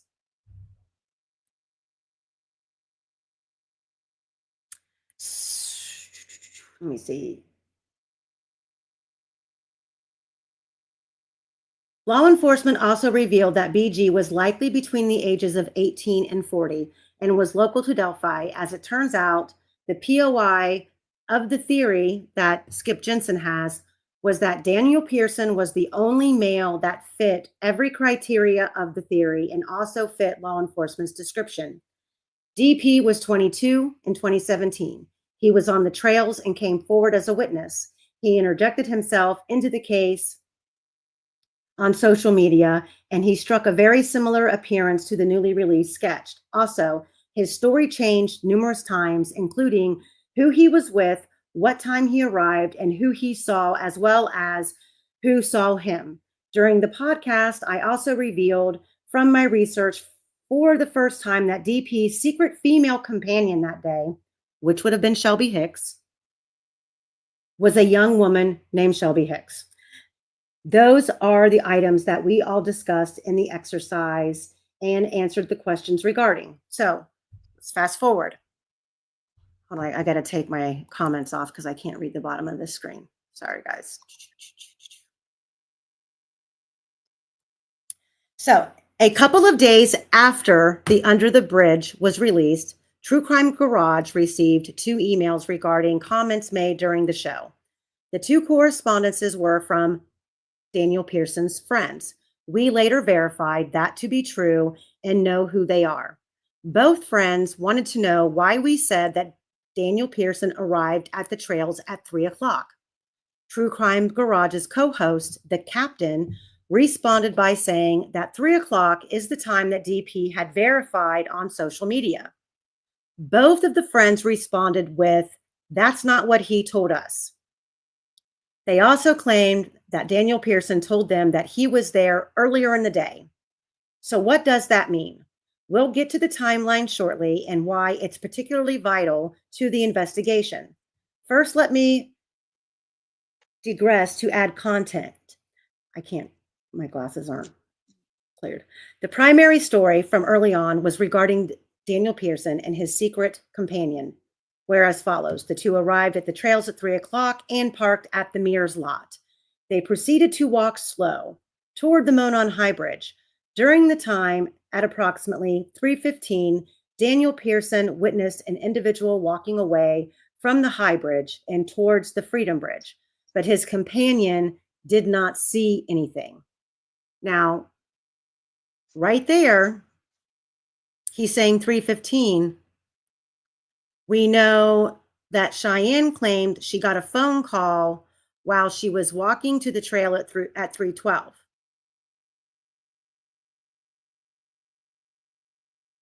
The predominant belief was that he and another witness, a 16-year-old female named Riley Voorhees, who saw BG near Freedom Bridge, were the primary witnesses that contributed to the original sketch, the old bridge guy. Riley Voorhees was the entry witness at 1 p.m., and Daniel Pearson was the exit witness at 3:15. It was believed that BG exited the same way he entered, via Freedom Bridge. That's a solid deduction. Most people exit a space the way they enter it, especially since there was a witness verifying it. Law enforcement now also had a timeline for BG to compare to Abby and Libby's known timeline. And all of the evidence included in my presentation entitled What Led to the April 2019 PC, that's the press conference, verifies this was indeed fact and confirms the true path of law enforcement's investigation from February 2017 to March of 2019. So what changed and what was the impetus for the new sketch release? Law enforcement had two such solid witnesses. Well, the main belief in 2021 was that Daniel Pearson had recanted his original testimony. At some point, although no time was ever given, you'll see why it's important later, before April of 2019, and now claimed he saw a man named David McCain, aka Flannel Shirt Guy.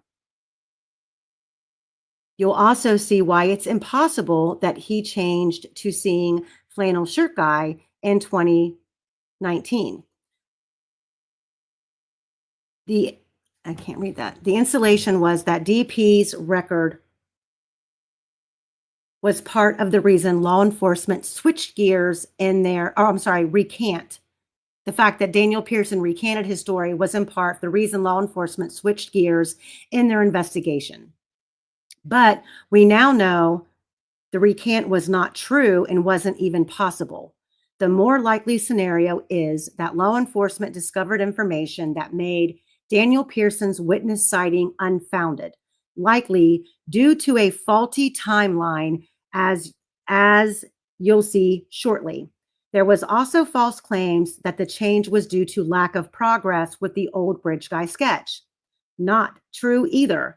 So why all of the false narratives about the sketches, and why all of the secrecy regarding DP's female companion?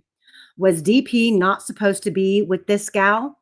Most likely not. Also, why wasn't law enforcement more transparent about the reason for the switch? Well, it all ties together, as you will see. And unfortunately, this was the beginning of a string of cover-ups from law enforcement that severely impacted the integrity of the investigation and damaged the public's trust in law enforcement going forward. Now, with that being said, I will also remind you that Daniel Pearson family is very connected to law enforcement. Do you want to explain that, Quester?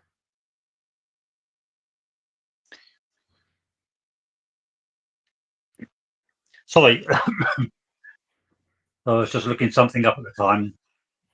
I don't have the Daniel Pearson thing in front of me. Give us a moment. Oh, okay, I'll keep reading.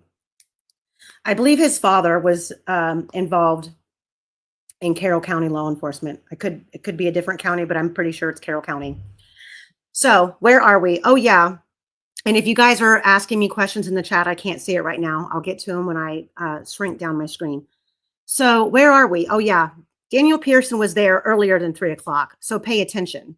Shortly after receiving the emails, I began looking into evidence that might show Shelby Hicks' explanation of the day's events.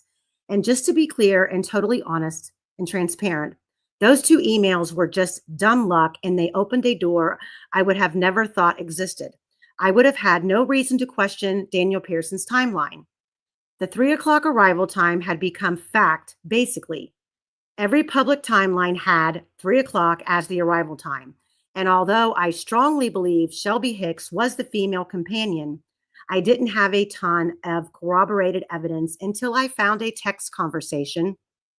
See Shelby Hicks's girlfriend text that includes one of her relatives. Her grandfather, actually, the text was validated as authentic. Not only did he verify that Shelby was there that day with a male coworker who, what does that say? Who talked and was grilled by law enforcement for 5 hours and did a sketch, but he also verified that they were at the trails much earlier than 3 o'clock, closer to 1:30. It didn't take long to validate that her coworker was Daniel Pearson. And these 2 were supposedly having an affair because this was not Daniel Pearson's actual girlfriend, or it was, that was a lie, was why he didn't come forward initially, because he didn't want anyone to know he was there. And then his excuse was, well, I was cheating on my girlfriend with Shelby Hicks, and I didn't want to come forward and my girlfriend find out that I was on the trails with a girl. You can take it either way. Shall I just hop in here, Amy? Yep, go ahead. Daniel Pearson, you're asking what the link was to the law enforcement. Yes. His father, Scott Pearson, at the time he was a reserve deputy in the Carroll City Sheriff Department. Carroll County Sheriff Department. Okay. Yep.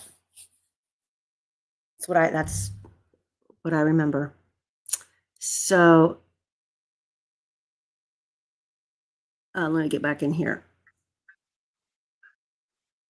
So Daniel Pearson was grilled for 5 hours and did a sketch, but he also verified that they were at the trails much earlier than 3 o'clock, closer to 1:30.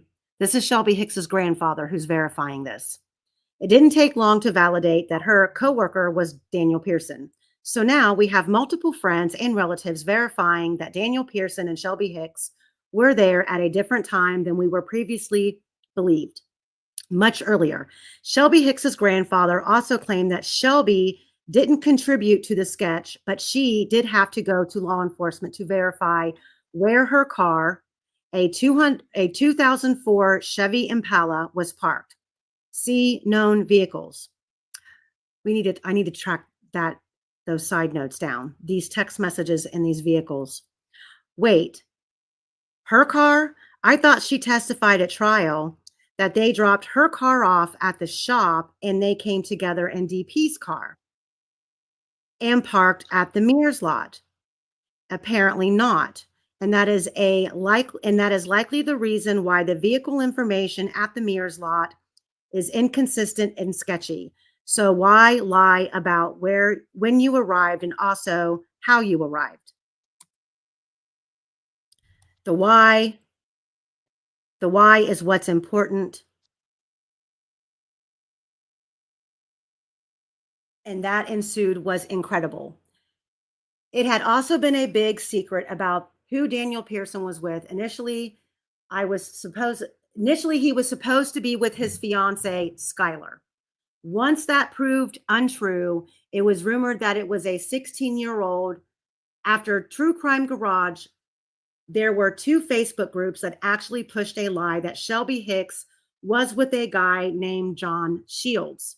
They would go out of their way to try and discredit my information regarding Shelby Hicks. I always wondered why. Why was it so important to hide the gal Daniel Pearson was with and use propaganda to silence the truth? It wasn't until later that I realized the why.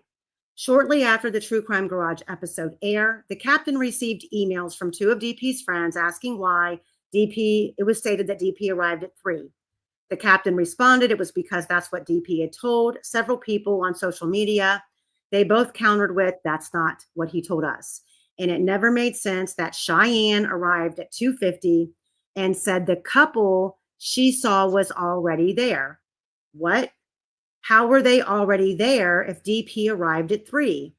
That's why the defense kept questioning her about the time she arrived. Also, Shelby's grandfather claimed that Shelby Hicks was at the trail much earlier, like 1:30, and that she drove her car 2004 silver Impala. He said they saw kids, corroborated by her trial testimony, and that her coworker, Daniel Pearson, was grilled for 5 hours by law enforcement, and he worked on a sketch. Remember the objection sidebar. That's when I realized that DP and the propaganda crew wanted Shelby Hicks's existence hidden because her story didn't line up with his. So, who were these kids? Couldn't be Riley Voorhees' group, right? They were there earlier. Couldn't be Libby and Abby because they were there earlier, right? So why is Shelby Hicks and Daniel Pearson's timeline all over the map? That's semi-rhetorical. And why would someone whose version of events seem relatively unimportant be grilled by law enforcement for 5 hours and ultimately contribute to a sketch, the old Bridge Guy sketch? And why did the prosecution and law enforcement only mention Shelby Hicks and Betsy Blair as witnesses when that's obviously a lie? That answer is critical to understanding why the prosecution wanted the sketches thrown out. The sketches couldn't be allowed because the truth about them verifies the true investigation path, that law enforcement lied in the PCA, and that a previous witness who looks identical to the young Bridge Guy sketch was likely at the trails when BB saw the young poofy-haired guy on the bridge. It also explains all of the disinformation that was spread regarding Daniel Pearson and Shelby Hicks. I won't get into Daniel Pearson being unaccounted for 45 minutes that day, but it also plays a role in their inconsistent timelines and why everyone has been so untruthful, and also why the prosecution lost evidence, including DP and Shelby Hicks's witness statements, and suppressed everything. I don't think DP is Bridge Guy, but that information, his presence, would have created a huge amount of doubt that Rick Allen was the person on the bridge, and McClellan knew it. I also don't think Shelby totally lied on the stand, but she wasn't forthcoming either. Bottom line, if the defense would have been able to get her to mention the sketches, it would have opened Pandora's box and the trial results would have been much different. At least some semblance of the truth about who would have been revealed. I hope this makes sense, as I am not great at expressing myself. And these documents I will post in my Facebook group and on Twitter, but I'm going to move on because we still have a lot more to get to. Quester, do you want to comment about what I just read? Well, I'm basically in agreement with what was written there. It was quite obvious that both DP and SH, well, they were suppressed. They were hidden away as hard as possible. And the only thing that could give a reason for that would be the sketch of the young man with puffy hair. Mm-hmm. And it's quite clear that a lot of pressure was put on Betsy Blair as well to change her testimony about that young man as well. There was a concerted effort to squash that young man with puffy hair out of it. Yeah. Well, there's it. I mean, I mean, I know that Skip Jensen says he doesn't think that BG is Daniel Pearson, but Could they have To be been? honest, I don't think he is either. But I think he was around at a time when he should have seen something, and Exactly. what he would have seen would have been evidence that the defense would have loved.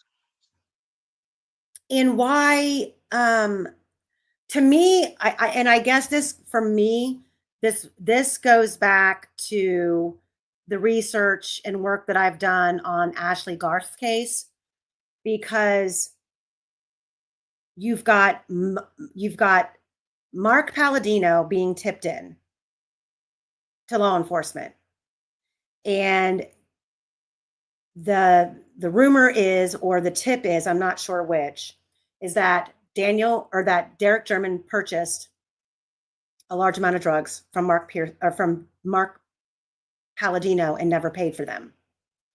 And you've got Mark Palladino living in Monticello on Hodges Drive, right next to where Shelby Hicks lived.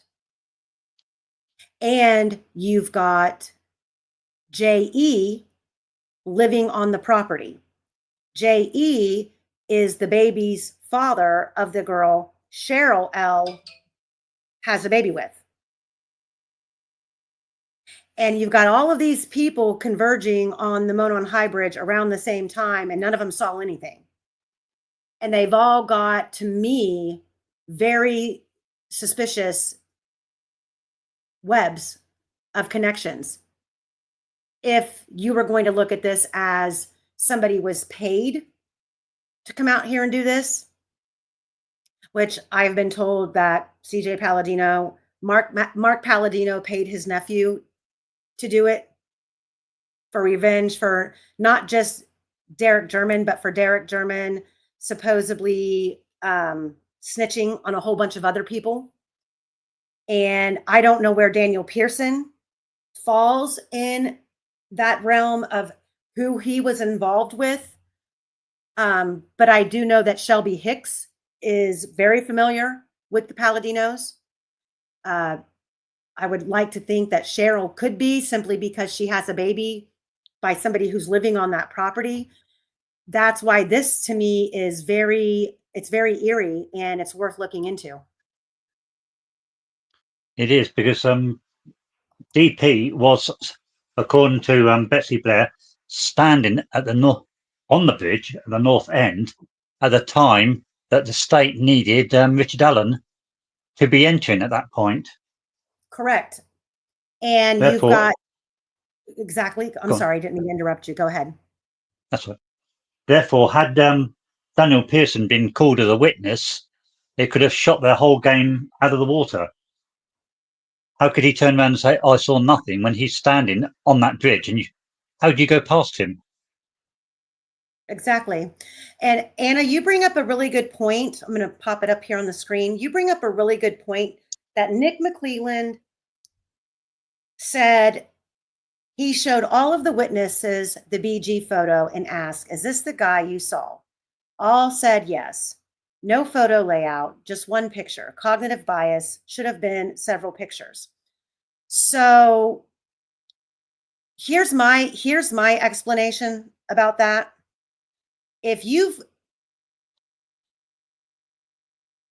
okay, I'm going to give you two hypotheticals. One is you're not going to come across anybody who will cross that particular family. And I'm talking about the Palladinos. And some would say that you're going to run into that same sentiment with the German family. Okay, but if you have all been tasked with being a part of something like this, and you yourself, Cheyenne, both Shelbys, Daniel Pearson, are there with other people, and none of you are the image on the bridge, it's very easy to concede to, yeah, that's the guy we saw. That was the whole entire purpose of why people like Skip Jensen believed that Daniel Pearson came forward to begin with. He came forward after the BG photo was released, because the BG photo looked like an older man. And then when the sketch came out, he really jumped on the bandwagon about that's who he saw coming out of the woods. And it all kind of fell in line with the fact that, yes, that was the guy that I seen in the photograph. And then when the sketch came out, the old guy sketch, he really was, oh yeah, that's the guy that I seen. But then never thinking that the young bridge guy sketch was going to come out, because if Daniel knew anything about what was transpiring on that bridge that day, if he was a part of it, it would be very easy for him to say, yeah, that's who I saw, because it doesn't implicate him. But the second the young bridge guy sketch came out in 2019, he then recants everything and drops off the face of the earth.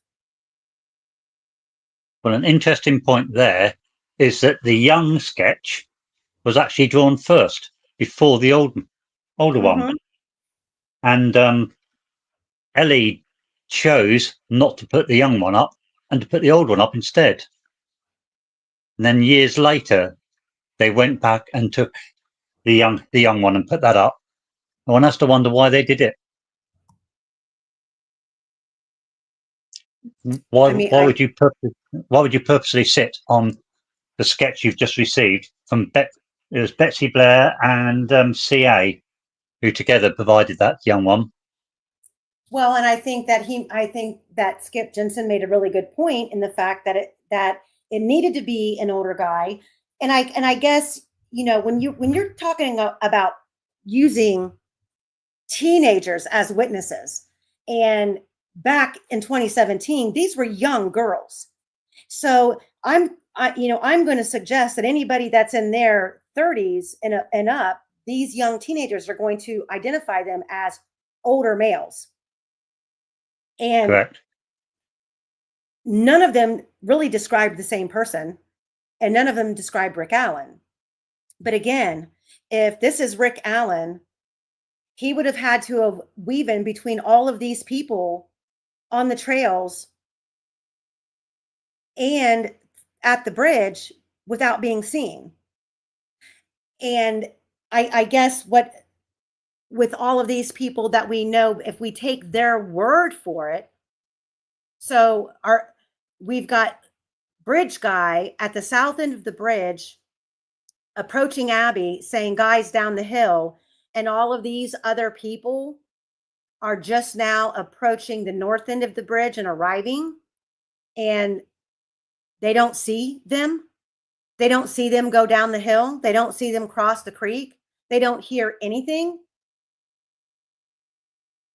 It's just not, and none of the timelines add up.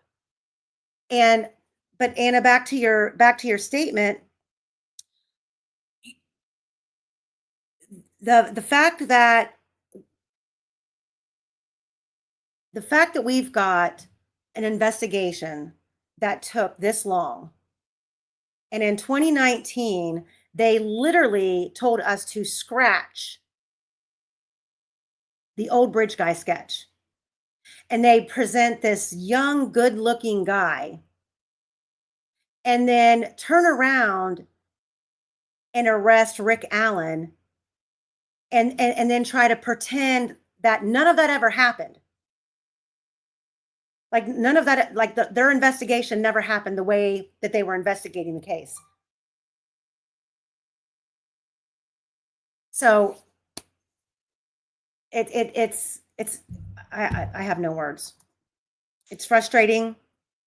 And when the trial and sadly,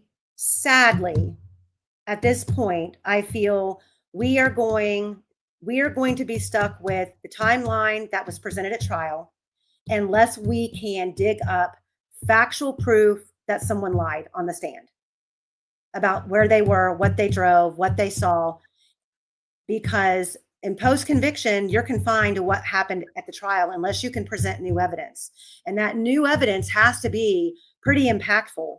And it really needs to be considered as it could change the result of the outcome of the trial. So we need real information. That's why we can't keep focusing on these rumors and so-and-so said, or so-and-so, or I thinks, or whatever. We have to take what we have in writing, we have visually, we have discussed by law enforcement, whether it be in a press conference or a report, It all has to come down to facts that we can prove, and the little facts in between that we can possibly squeeze out. And why some of these people, if these people, I get 5 years ago, these people being overwhelmed and tired of being harassed. But at this point, we have a man who's convicted for 130 years. So why would none of these people want to come forward and talk about that day? If the interviews they gave and the timelines they gave were accurate, why not come forward and talk about that day so we can stop talking about you? Give us some factual proof. How can we stop talking about you, Daniel Pearson, Dave McCain? Like, how can we stop talking about you? Because the state didn't help you at all. They left you out to dry. Okay. All right. Let me see here. What do we want to get into next? Do we want to get into this timeline, the big one? Hey, Shabugs.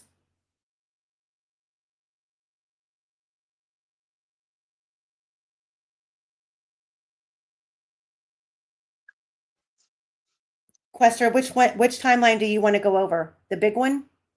Or We can go over this one if you want. Certainly. Okay. So, guys, Quester is going to explain the breakdown of this diagram and how all of the times that we've got for all of these witnesses, how they align, just kind of like he did last week with the Fitbit. He's very good at this. And then we will share we're going to share this diagram publicly so you guys can have it. So take it away. Explain how the diagram is divided. Okay. This diagram grew. It started off, we were looking for how David McCain's testimony worked. Above the line, the timeline, is all that Dave McCain said and that Dan McCain said. All the times, they're contradictory times, and what they've said in the trial. I haven't put that in there. There's so much contradiction that it seemed an obvious thing to do then is to then look at verifications from other places. And that's what we find below the line. Below the line, we have times that people were in the area, when they arrived, when they left, who they saw, and who saw them. We've narrowed it down to, excuse me, as close as we can to the minute, but unfortunately, a lot of them rounded up. For instance, the 1:30 times, they're all rounded up by the witnesses. That does make it slightly awkward, but as long as you bear in mind those times can be a little bit either side, you can still work with it. Now, if we look at the Dave McCain to start with, when did he arrive? In trial, he wouldn't say. He couldn't remember. But he'd been pretty good at remembering before that. He'd come up with, I don't know, about 3 or 4 different times that he arrived, none of which worked. I haven't bothered to put a lot on. I've put in a couple, though. In 2017, he told us that he was at Freedom Bridge at 2:35. Now, it's a simple bit of maths. If he was at Freedom Bridge at 2:35 and he parked in Mears, he had to arrive at Mears about 20 minutes before 14:35. Therefore, by his own words, he had to have arrived about 2:15. But that's only one. We then look at other things he said. In trial, Luttrell said, you arrived about 3:30 p.m., didn't you? Well, that was obviously a damage limitation attempt.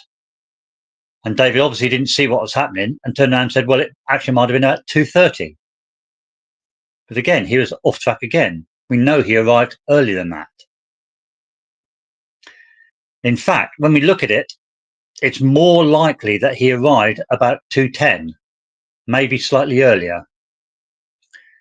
These things become apparent when you see the times that other people are arriving and leaving. And that takes you to below the line. We know that, for instance, Kelsey was saying that they arrived at, 3:35, was it, Amy? I think it's 3:35. Okay. 3:30. Who arrived at 3:35? Kelsey? I thought they arrived 3:38. 1:38, wasn't it?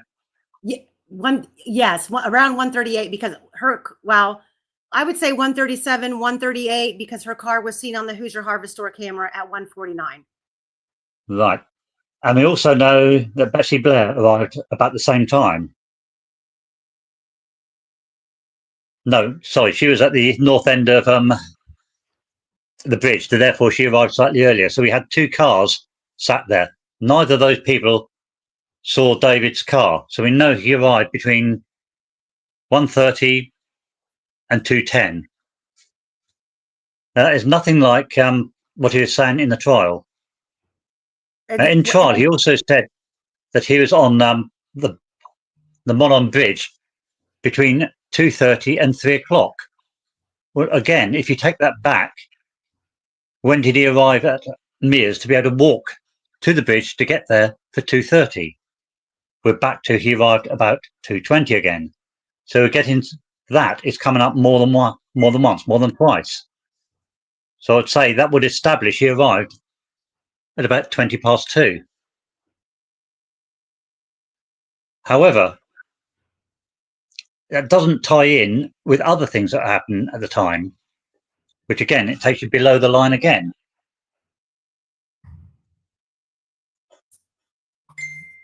Just give you a bit of time to watch it.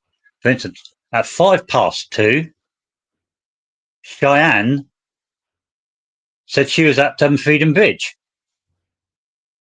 which means that she must have arrived at Mears sometime before 1 o'clock.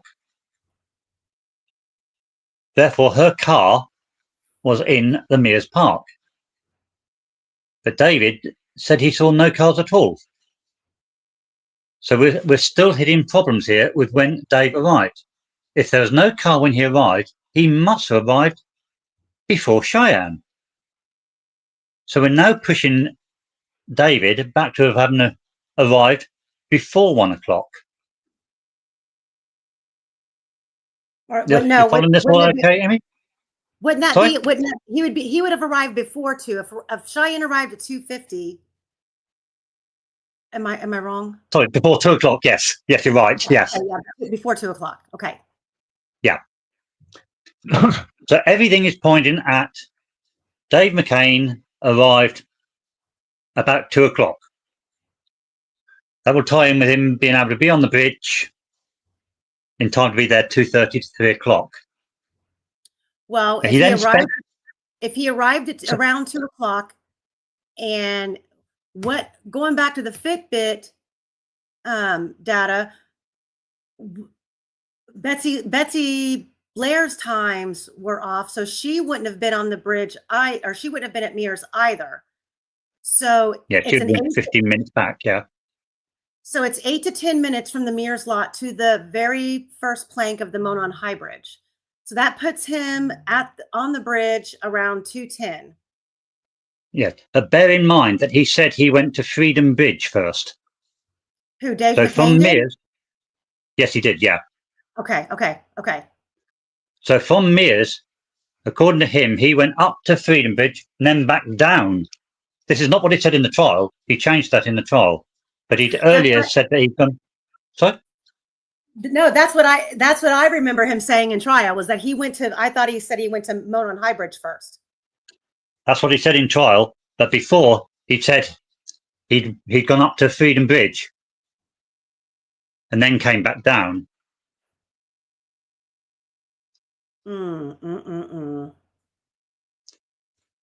Now that would have put him arriving at the Monon Bridge about 2 o'clock, just after. Yeah, Sure would have. right. And then he spent half an hour on the bridge. So he was on the bridge for half an hour while Daniel Pearson was standing at the north end, while Betsy Blair came and saw the bridge, while Libby and Abby crossed the bridge, while Richard Allen sneaked up behind them and grabbed them, while, doesn't it finish there? He stayed there still until Cheyenne and her friend crossed the bridge so they could take some photographs from the north. And then he magically disappeared because he never walked off the bridge.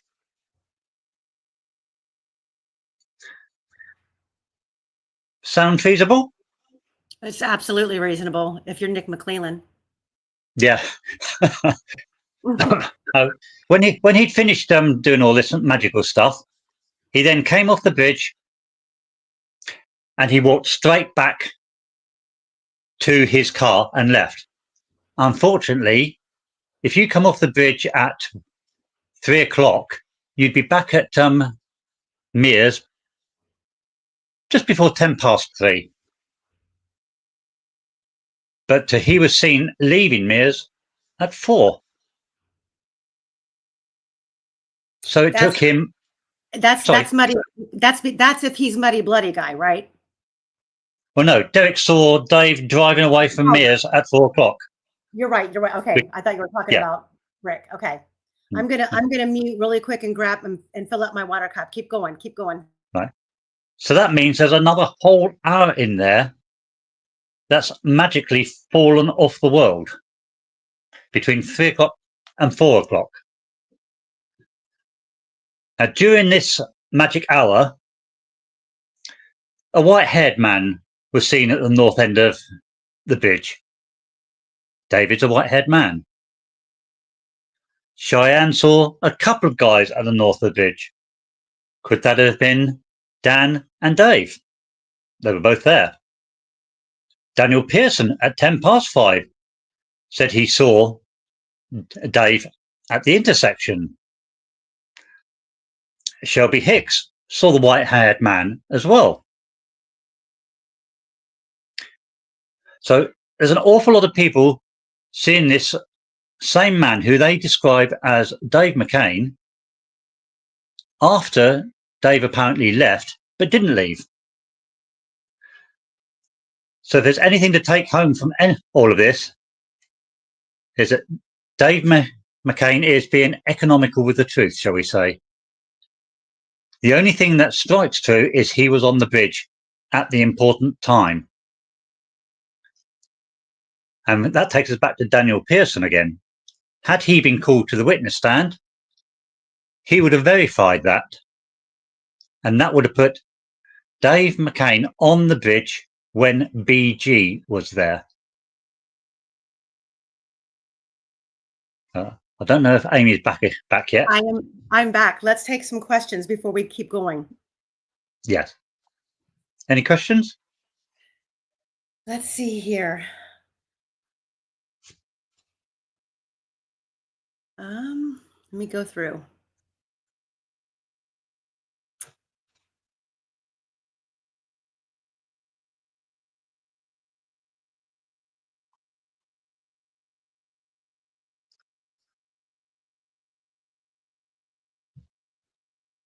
So Indy Cindy says 208 in background on the BG video, way back. There's people. Yes, I do believe that the image is back there. Right. And it is not the fence. It is not the fence. And that's another thing I want to clarify, because I had posted the other day, and when I'm wrong, I'm going to come forward and say, oops, I made a mistake. It was a mistake, but it still doesn't make law enforcement correct. So we have Kim Riley. I posted an image. I somewhere about Kim Riley's statement about people claiming to see images in the background of the Abby picture. And he tried to say that, they reviewed it, they investigated it, and it's the barrier. And it has 3 posts. Well, I was at work when I posted that and posted that that's not true. It's not the barrier. And the barrier has 2 posts. Well, in fact, the barrier actually has 4 posts, 4 legs that implant the barrier into the ground. So it's still not the barrier in the photograph of the BG video. And when you look at the images in the foreground, you see that there is bridge behind them. And back in 2017, it's a misconception of what the bridge looks like now because it's been redone, it's been cleared, and the pathway's been reworked. But back in 2017, when you came off the Monon High Bridge, if you were coming from the south side going north towards where that barrier would be, you would have to come off of the bridge and curve around a gravel path. And that's where the barrier was. So you could not see the barrier from the north end of the bridge at all. There's no way. And I bet you if I have any, and maybe Quester, I think we had talked about this. I bet you, because we know that the barrier that's at the south end near Weber's is still there. And I would almost bet that there is a standard of when they're building trestles that way, and they don't want people driving cars across them or ATVs. I would bet you there's a standard of footage on each end where the barriers were placed, whether it be 50 feet, 100 feet from the actual end of each end of the bridge. So if we knew what that standard was, if they have one, that could tell us how far back the barrier was on the north end of the bridge. Or if this was something that was done by the McCains who kept up with the trail, if they had them installed to stop people from going back and forth with equipment, I bet you they had them installed equally in feet. So if we could measure the south end of the bridge to the south end barrier, I bet you that would be the same distance that the north barrier was implemented.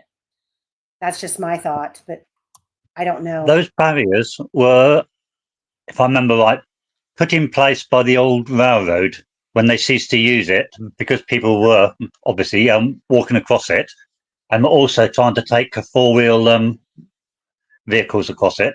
So they put that up to try and stop the vehicles. If you look at the old pictures, the barrier's got to be a good 20 foot back easily. Mhm. And as you said, there was quite a bend straight off there. If you're walking down the trail, you could not see the bridge until you got right by that barrier. It was such a bend. And 2 of those posts on that barrier were hidden by the foliage. So you can be forgiven for thinking there were only 2 uprights. Mm-hmm. Now it's all been cleared out and straightened. So it gives a totally fulsome picture of what it was.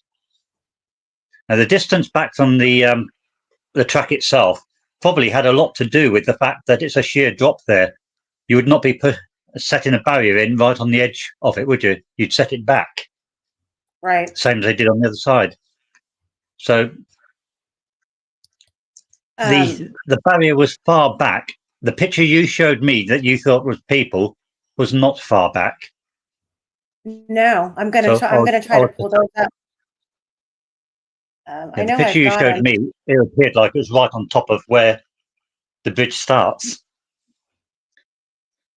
And there's actually an overhead that to me is the best shot.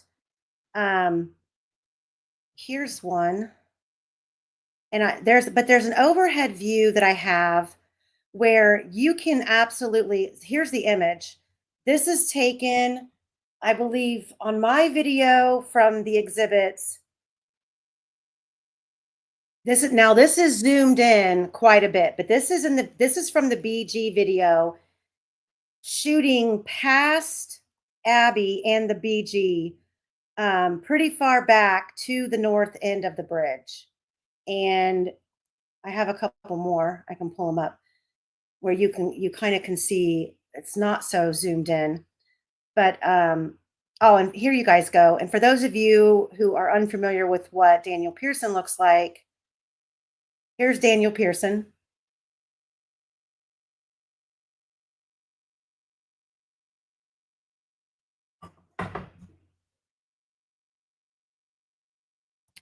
And hang on a second, I'll keep pulling.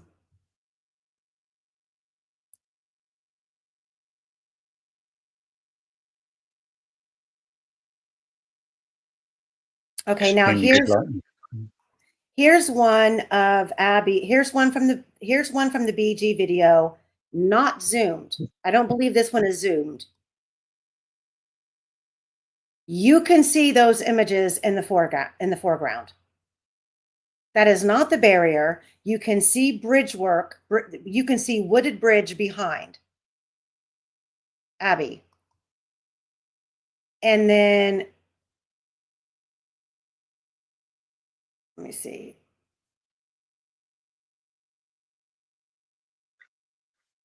There's, I'll show you guys the image of the barrier.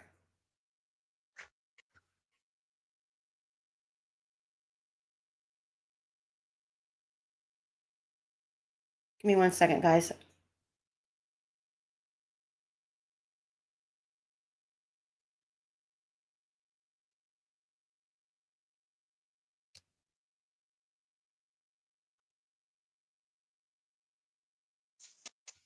Oh. Of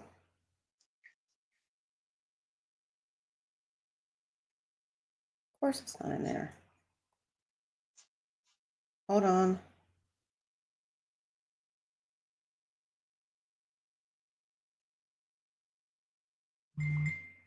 I will have you guys know that I have somebody, I don't know if she wants me to say her name, but well, one of my mods, who's a saint, and another mod is working on reorganizing for me my Dropbox. So all of the stuff that we compile is getting reorganized and helping me find things faster. Okay, that's not the right photo. Sorry.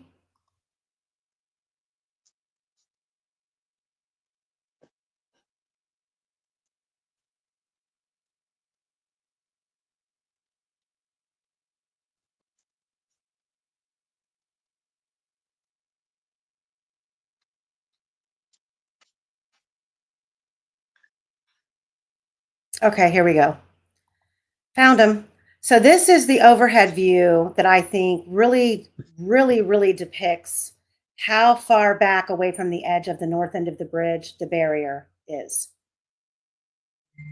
There, so you can see this gravel path here leading up to the north end of the bridge, and the barrier can't even be seen in this overhead shot. So it depicts it there. And then I have these.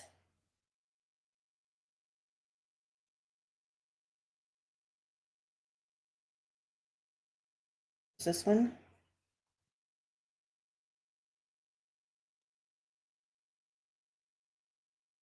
Here's where the barrier actually was. So in this photograph, if you're approaching the north end of the bridge, you've still got, I would say, 20 to 30 feet to go once you pass this barrier to even get to the bridge. But as you can see, there's this is not what we're seeing in the foreground behind Abby. It's not even close.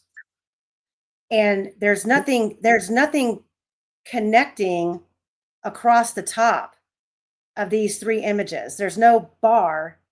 Like you can call these straight individuals here, poles, but where's the T to crossed bar going across the top? And why Amy? are, yes, Can you go back to that picture you had up just before? uh-huh, of the, Of the barrier? okay. I might have a better one too, just because. No, that one's fine. I want to show you something on it. Okay. Right. Now, do you see to the left as you're looking at it? You can see a turnoff, can't you? Yes. You know where that turnoff is on the trail? That's at the, It's about- that is, go ahead. It's about 30 feet back up the trail from the bridge. It's been tarmacked or concreted now, so it's very, very prominent. You can see it easily now, but it's a good 30 foot away from the bridge, that turning. And that So- so now the way the trail has been redone, now the trail is more straightened out, but that turnoff to the left is still there. It is, yeah, and it's very prominent now. And you can access the crime scene from that trail. You can. And let me see. As I said, it's about a good 30 foot away from the bridge, that point. So that Mhm. picture nicely measures where that barrier is. And I've got, this is from Julie Melvin from, Don't Dox Me. Yes, you're visible. Oh, that's not the one. What did I just clicked on the wrong one. God bless America. But see, the problem is that, hey, Cryptex, the problem is that, no, I just lost my train of thought. Oh, the problem is that the phone data doesn't necessarily support the girls coming back across the bridge and being taken down that pathway. That's what wouldn't it reach doesn't. Huh? Going across the bridge and back, you wouldn't reach the crime scene, according to the phone data. Right. It doesn't. So But then going the way that that LE said, you overshoot by a long measure as well. Mm-hmm.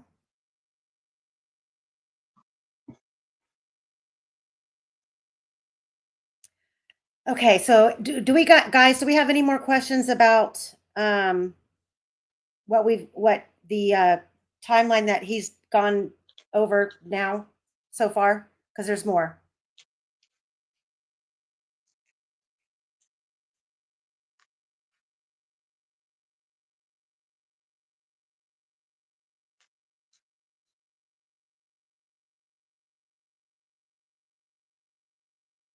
Okay, what's going on here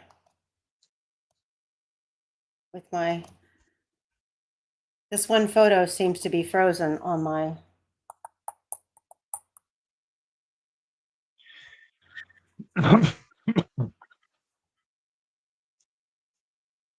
There we go.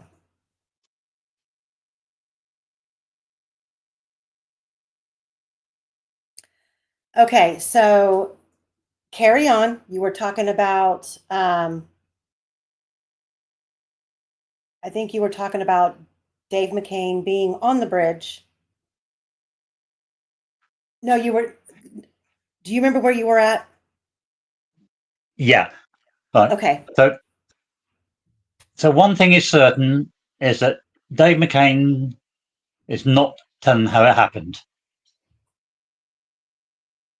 He was on that bridge. The only way it works is if he was on that bridge earlier and he arrived earlier. Now, while that solves the problem with people like Cheyenne, it did not solve the problem with people like Pearson, because it then puts him where Ellie was saying RA was. And, and Pearson should have seen him. It would have given, I'm not saying this is some fact, but it would have given him time to get across the bridge and off the bridge before Cheyenne turned up. And the interesting thing is, it would have put him exactly the points where LE say Richard Allen was as he went down the hill, etc., etc. Which I find very interesting that David chose to change the times and say that he was on the bridge. Now, if he was trying to avoid being linked to the bridge, why on earth did he even mention he was on it? This is the first time he has said that he was on the bridge. And he wasn't just on it. He said he was at trial. He said he was on it for about 30 minutes. That's right. That's a long time to be on that bridge. It is. And at the critical time. Mm-hmm. The other thing is, as you move along, you see that Cheyenne and her friends repeatedly saw men, including Dave, at the north end of the bridge. Now, how did he get there if he was on the bridge and then Cheyenne came on? He would have had to have got off at the south end. So how did he get back to the north? And why were there two people there? Which then links into the fact that his brother was in the cemetery, which is, as you pointed out, that pathway at the north end goes across Ron Logan's land and turns off to the cemetery. Mm-hmm. Now that made me start looking at how those two got there. And it transpired that David McCain was driving a dark blue Honda Accord, which at the time he didn't own one of those. Dan McCain did. Therefore, it stands to reason that David McCain arrived in Dan McCain's car.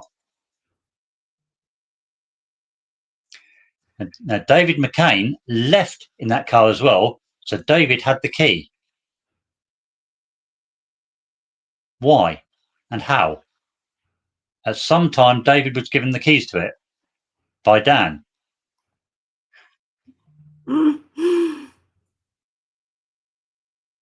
I could suppose all day on that. On when was he given the keys? Was it when there were two men at the end of the bridge? Was that after Dan had hurt his knee? Who knows? But it's another what is happening here scenario, isn't it? Mm-hmm. Hello, we've lost a bit. Yeah. Yeah, as you can see, that is an awful gash there.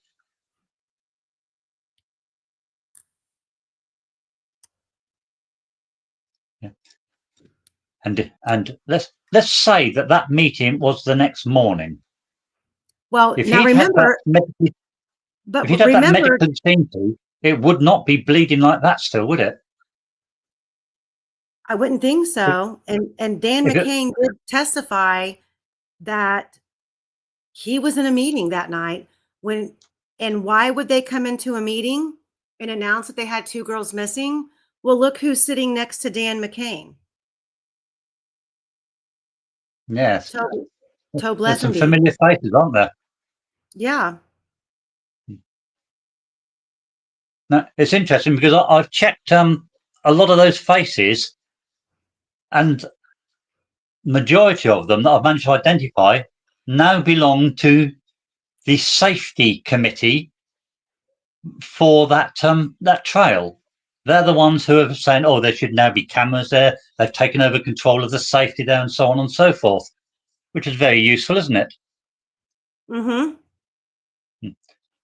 But going back to Dan's knee, that doesn't look like it's been properly seen to. If it's bleeding like that, if it's a week later, it definitely hasn't been properly seen to. If it's a morning after, that should be better bandaged than that, shouldn't it? Well, and I'm sorry, but I wrecked my bike, I don't know how many times as a kid. And I never had an injury above my kneecap like that. It would either have been on the front of my knee or below my knee on my shin. It's a nasty one, isn't it? It's a really nasty cut. And that's a very odd, how, like, if you think of him, first of all, if he fell off of his bike, the first thing you do is you have no choice but to bend your knees. So the front of your knees and the front of your shins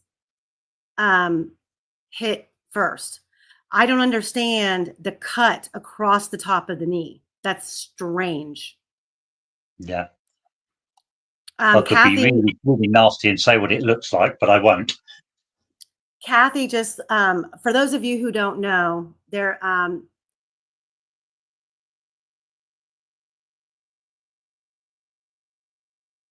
McCain does have a website, and Kathy just posted the link to it. We'll get more into them.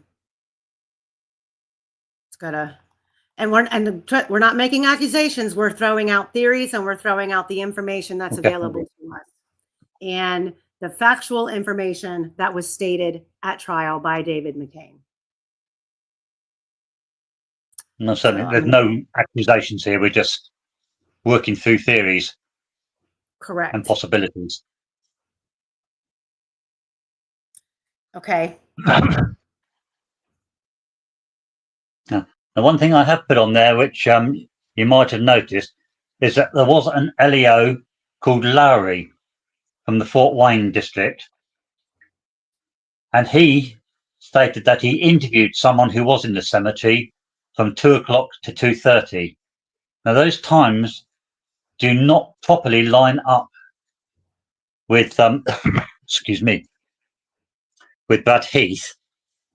Therefore, we're looking for someone else. They do line up with the times that Dan insinuated that he was there. As such, it could be said that we have a police confirmation of Dan being there. It would be interesting to know what those notes say in full. Well, and I'm going to, thanks to Radar reminding me that Dan discusses that in the meeting with the locals that was recorded. Those recordings are available, so we can go back through and see exactly what Dan says and if he even states what times. That would be useful. And if it tied up with what this officer says, that'd be even better. Right.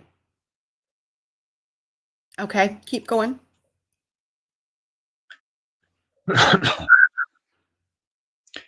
Right. The next thing is then have a look at that and see where you can shoehorn Richard Allen in. You need him on the bridge at 2 o'clock, 2:02, I think it is. I worked out he'd have to be entering the bridge. Can you find anywhere that you can shoehorn him in there without him being seen?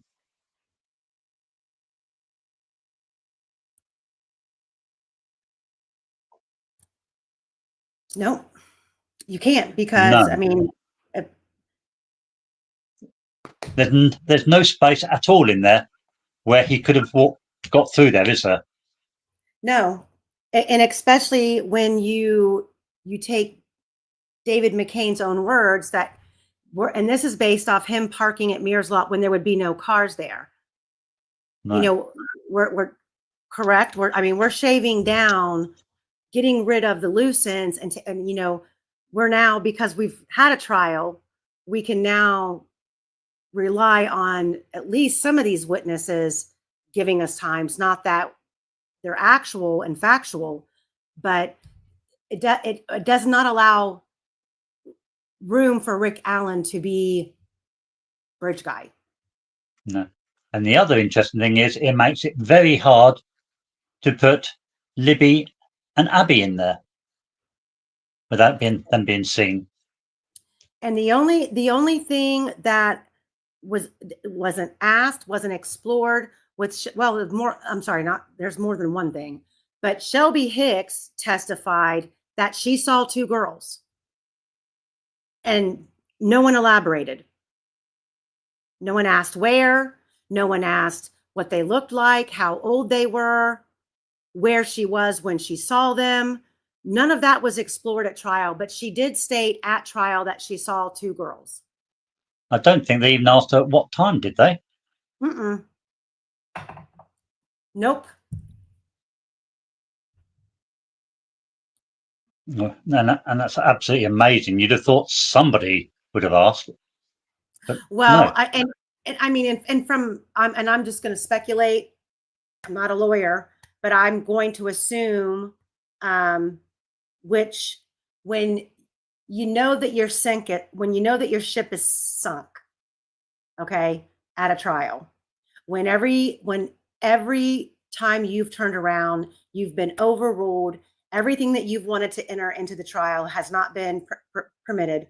You've got this falsified timeline that they've not been able to argue because they've not allowed any kind of third suspect parties in. For the defense, in certain areas, I would have to say less is more. Don't ask a question you don't know the answer to, and allowing her to say something that isn't going to benefit Rick is not probably another door that they wanted to open, especially in post-conviction. So them not asking by this point in the trial, I understand it. And it just seems this case is so overwhelming of discovery, evidence, lost evidence, so many different, there's so many little tripods of possibilities of suspects. The defense's hands were tied, and they focus actually on some wrong areas in defending Rick. They just did. They wanted to prove, they focused on his abuse in the prison, which that's an absolute factual fact.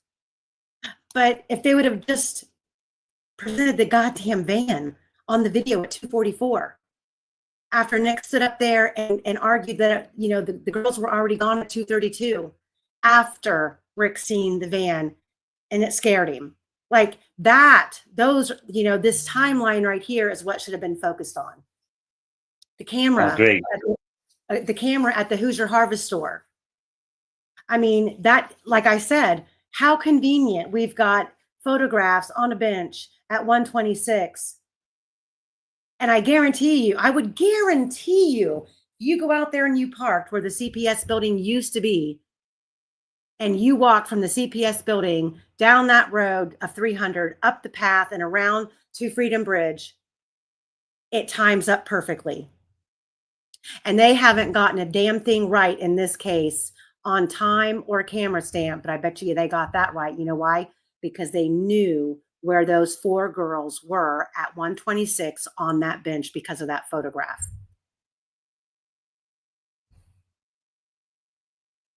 And in all actuality, you can argue, and we haven't even incorporated into this timeline David Riley walking No, he's his not even dog. on there. Yeah, David Riley walking his dog, who entered from the Mears trails. Nor have we really gotten into discussing Brian Moss entering Freedom Bridge, who would have been in front of Bridge Guy if Bridge Guy, whoever he was, passed the girls at Freedom Bridge. And then let's stretch it even further and say, okay, let's just pretend that's Rick Allen. Rick Allen would have been walking behind a man walking his dog all the way to the bridge. And the only That's right. person that Yeah, Pearson saw Brian Mars stand by the intersection with his dog, didn't he?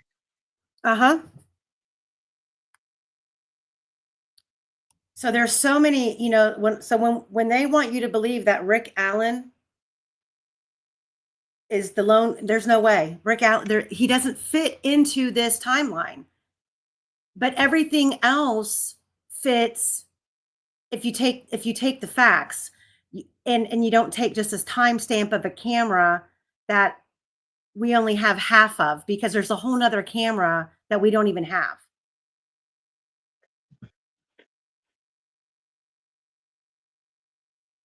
Yeah. And there's so many people out there taking photographs.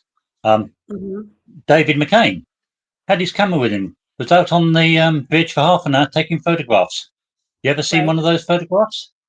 Nope. He said the FBI never gave it back to him. Yes. Look. No, that was his SIM card, wasn't it? They never Mhm. gave back. Yep. Because remember, he said that there was a photograph that he took supposedly of a fence pole, that in the background there was a vehicle. I don't know where the fence pole was. I don't know if it was at Mears lot.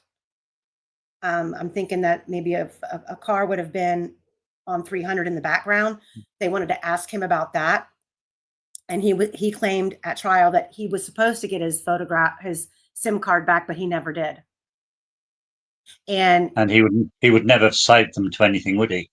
Because you don't Nope. do that, do you? Nope. Yeah, exactly, Radar. That's what happens when you roundtable, when you talk about things and you bring it all, and we're not here. I think the good thing about these vault episodes is that you, like today, like we take this timeline and we zone in. It's so believable and provable that it's this group right here.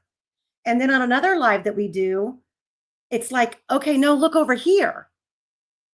So that's why going through everything with a fine-tooth comb is so important, and getting rid of the things that, we just can't prove. And since we've had the trial, we have to stick with the facts that were presented at trial and take them at face value, and then let the post-conviction team take all of that and destroy it. And I feel like the information that we're working on out here is going to help them do that in a shorter amount of time. Not everything that we say here is going to be absolutely correct or provable. We're still operating blind a little bit. We don't have trial transcripts. We don't have police reports, but we have enough history and enough documentation in the case that we can chip away down to close to the bare bones. Simply by destroying the witnesses, Mm-hmm. we can provide a good case for an appeal. Mm-hmm. And then, before you move further, I'm going to give everybody in the chat some food for thought. Going forward, you guys have to ask yourself, who would have benefited? Who benefits from the 40 acres of land that Ron Logan owned? Who would have wanted it, possibly? Who would have wanted the CPS building? So we'll leave it at that.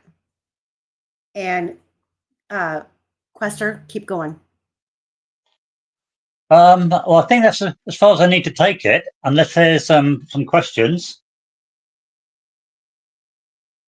I can scroll back through and see if we have questions. Let me see.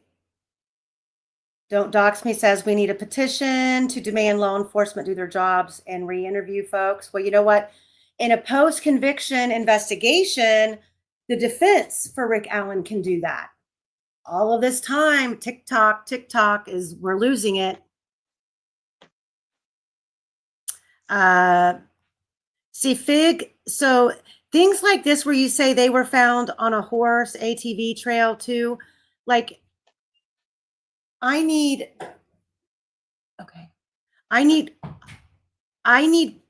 we need proof, like a written statement on social media, somebody discussing it publicly. It's time to narrow this stuff down to where we have an actual concrete piece of evidence that we can take back to this person and say, why did you say this? Just like now, all of the people that testified at trial, we can now go back and say, okay, well, that's not what you said in 2017. Here it is. And that could have been done at trial, and it wasn't. Anna says, since a lot of people were said to have been present on the 13th, it'd make more sense that the offender entered and left the trails through the woods and not on the main trails. That's something, absolutely, if he wasn't seen. But that is where, on this timeline, it makes sense if the girls were passed off to somebody else. And the one thing that I will go back and pull up is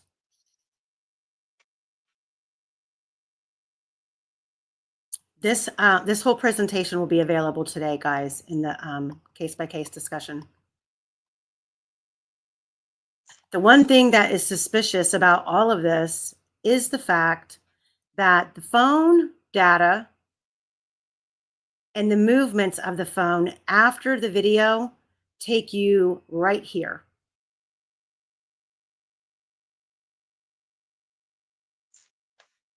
To the cemetery.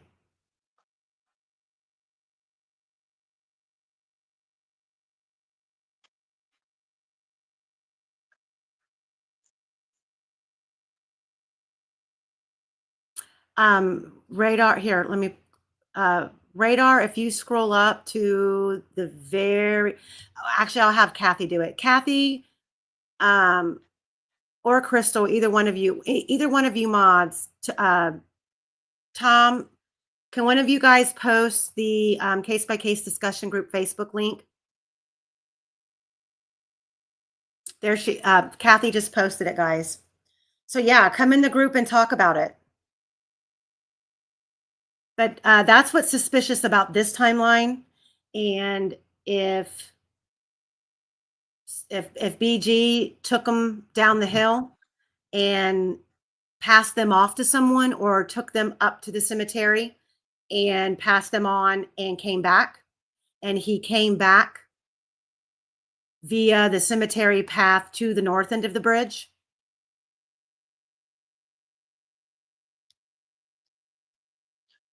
Just a point on that picture. Just earlier, someone said, "Why wouldn't they have come through the woods?" But you see where the bridge is, just below. There's a little creek coming off Deer Creek, isn't there? You see it? Is that down there below? Is that marker, that 366.98? Yeah. Come down a bit and you can see the small creek coming off Deer Creek going downwards, yeah? Mm-hmm. That's Bridge Creek. And that goes all the way down through the trees and comes out one road away from Richard Allen's.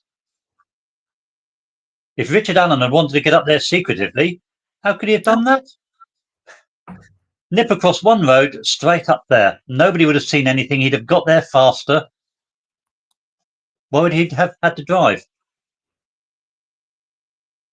That would have been a perfect way to get in, wouldn't it? Mm-hmm.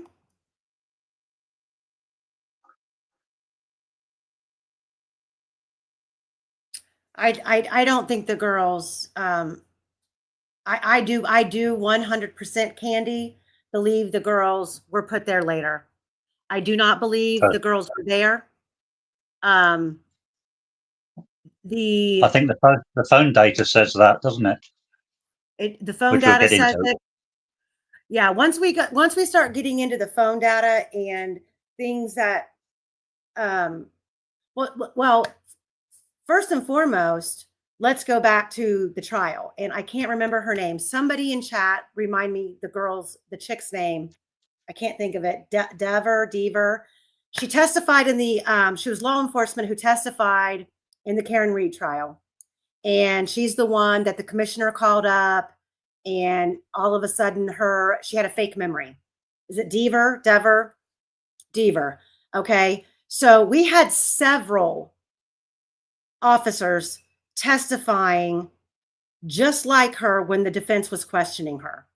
And when the trial transcripts come out, you're going to see, especially, can't think of his name. He was a firefighter who was there that night doing training, and they had to keep referring to his deposition. He refused to say and admit what he said. And I don't know if it was Giannicola or not.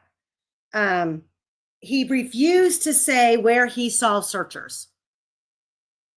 And he refused to say that searchers were on the north, the east, the west, and the south side of the bridge searching. And they had to keep going back. Sterrett, or what's the other one? I can't think of his name. The defense called him in between. They either called him, I think they called him right after Dan McCain. It was during the defense. He was a fireman. They were doing, I want to say, volunteer training or something. And he was talking about, oh, I think they had a car out there, a vehicle out there shining lights.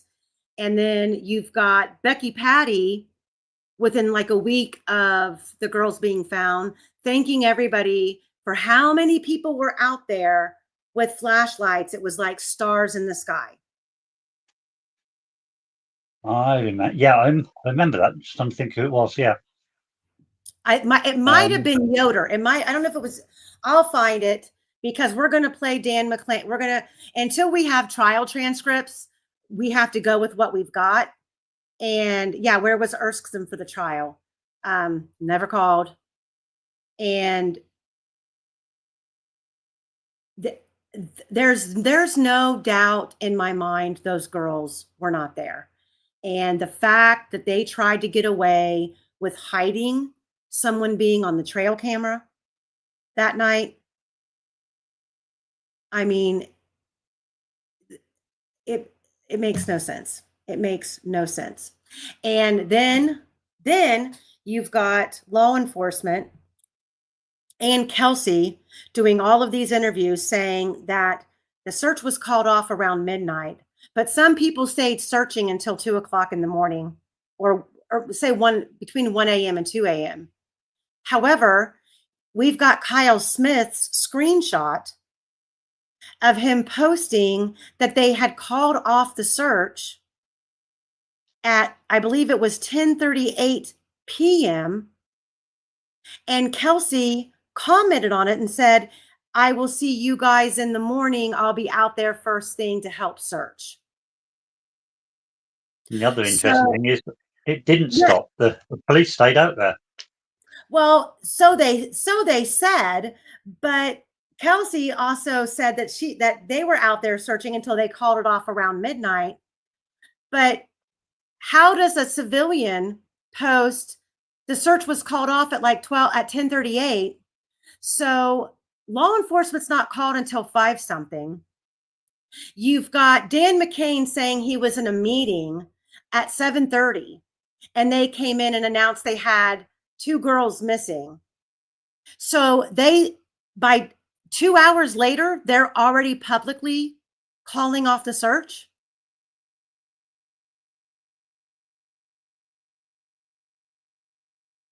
Is that falling in line with the take that Sergio had on Kelsey with she was hiding something, and he alluded to law enforcement that the girls were maybe up to no good and out there running around, and there was no Amber Alert? Good job, Fig. It was. Yes. Yeah, it was Darrell Sterrett, the volunteer fireman. Yes, Starrett. Yes, he's the one who probably should have been deemed a hostile witness. He reminded me of Dever, didn't want to answer anything, had to keep being shown the deposition, and looked like a complete ass when it was said that the deposition had only been taken 3 weeks before. And he knew all the answers 3 weeks before, but now here on the stand. But that also goes to the fact that this is a small community. And you've got law enforcement showing up in the back of the room in suits and ties and badges. I mean, I really think that, the defense should have filed a motion. That's intimidation for witnesses and people sitting. Yeah. I mean, they shouldn't have been allowed to come in there and stand and hover like, okay, who's going to say what? Because we're going to know who you are and what you said. And people around here knows what happens to people who go against law enforcement.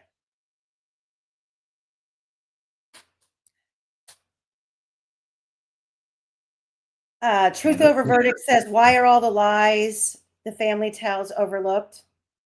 I mean, how are we supposed to prove them?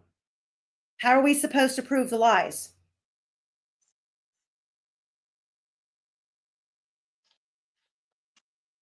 Law enforcement should have done that.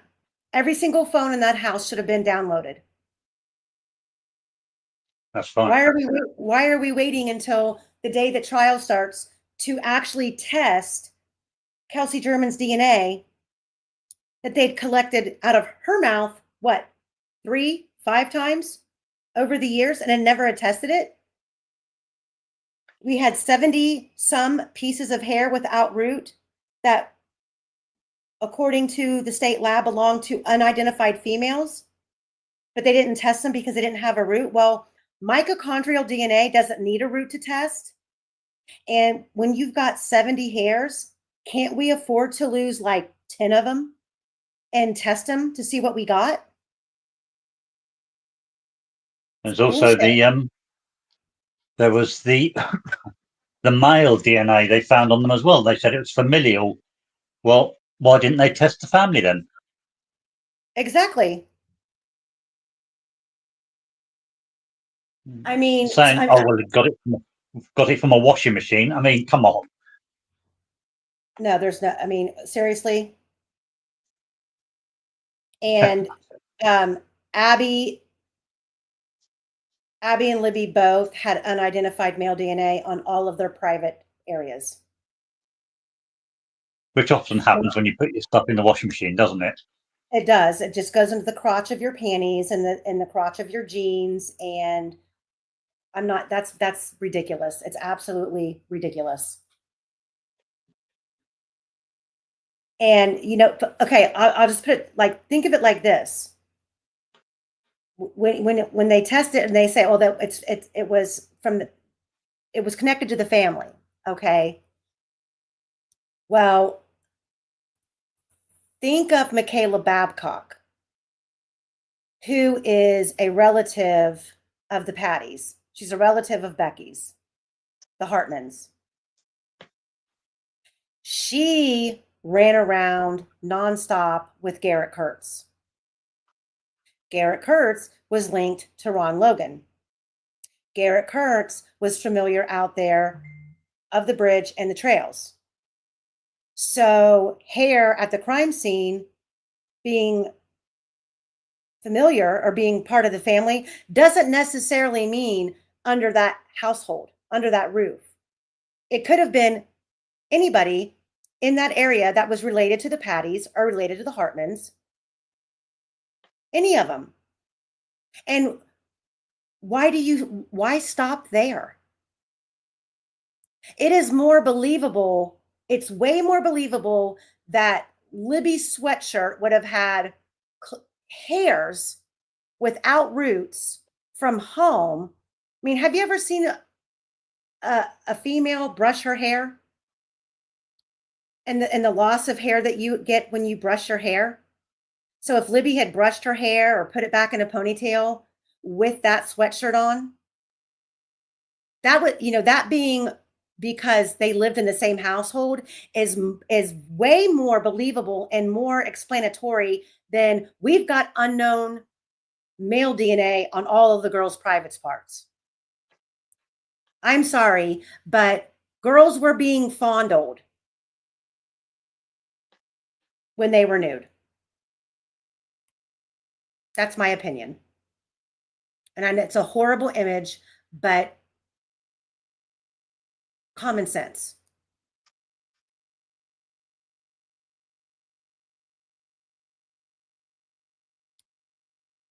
It's about the only answer, yes.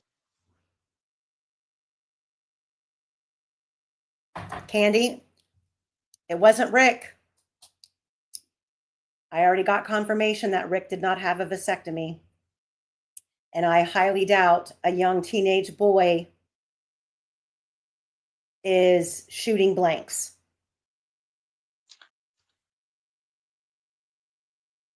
And it would be pretty easy to work out which male in the family is shooting blanks.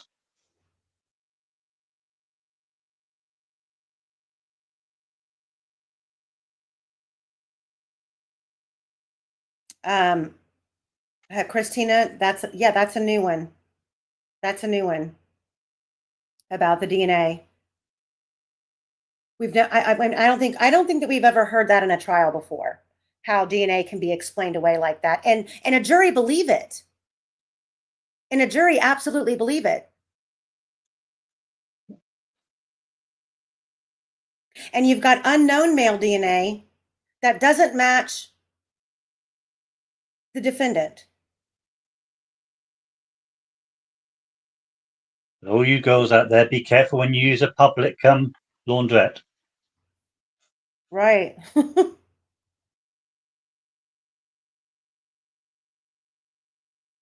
So next week, let me see.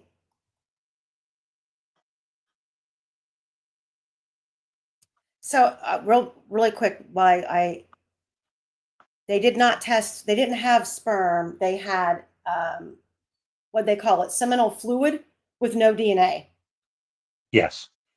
Which means that the person, more than likely, they were trying to say the girls had been sexually active, or there was no sign of sexual assault. But whoever the sexual activity had came from, more than likely had a vasectomy. He was shooting blanks. But the paperwork that's in here that we read through from Skip Jensen and from the emails that were sent from True Crime Garage, if anybody has seen those screenshots of Shelby Hicks's grandfather confirming her vehicle, what time she was out there, who her coworker was, where they worked at that time, would be great for you guys to pass along to us. And all of this stuff goes, everything that you guys email me goes into the Dropbox, by the way. And I am not by any means a one-person army. What Quester has came on and just done amazing work. I've got great mods. I have other people in the background who are doing things that I just want to say I appreciate all of you. I couldn't do this without all of you people. So all of this stuff needs to be compiled and organized and broken down and dissected. So when the post-conviction investigation starts, by whoever it starts with, all of this can be turned over and they can take it from there. I'm not anyone spectacular. I don't think I'm going to solve this case. I'm using downtime, and this case it's heartbreaking. And especially right now, I don't have time in my schedule to pick up other cases. So if there's anyone out there who wants, or maybe Quester, I hope you are okay with this. If there's anybody out there who wants to pick a person that you feel you know a lot about or a lot of information about when the trial transcripts come out. So because we are already starting to work and compile things to put into the transcript rebuttals. But if there's somebody out there, reach out and say, hey, I'd like to help. I feel like I've got all of this information about this law enforcement officer or this individual. We'd love to have the information. And if you want to participate, because I'm sure we will be reading portions of transcripts. I don't think that we'll be reading every single page. We'll have to wait and see. Yes, Shabugs. Yes, that's Dr. Silkman. Dr. Silkman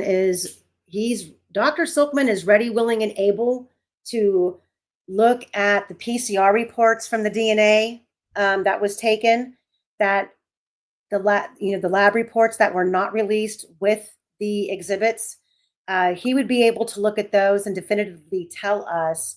So the male DNA that they have at the crime scene is not a full profile, but it was enough of a profile based on the alleles to exclude Rick Allen.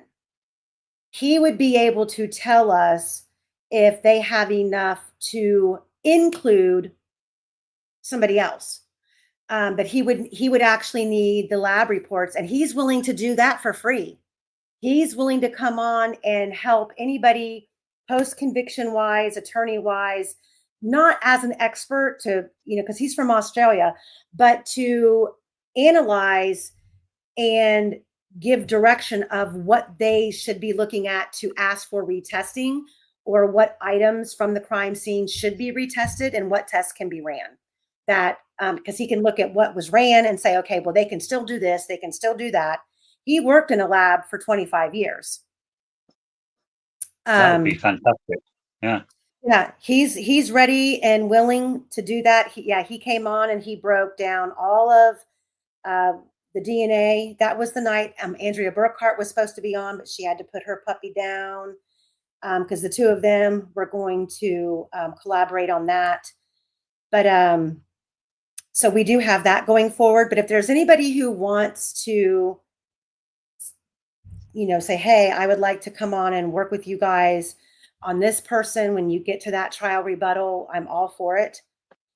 Next week, I have somebody who's going to come on, and first of all, let me get to what we're going to be doing next week.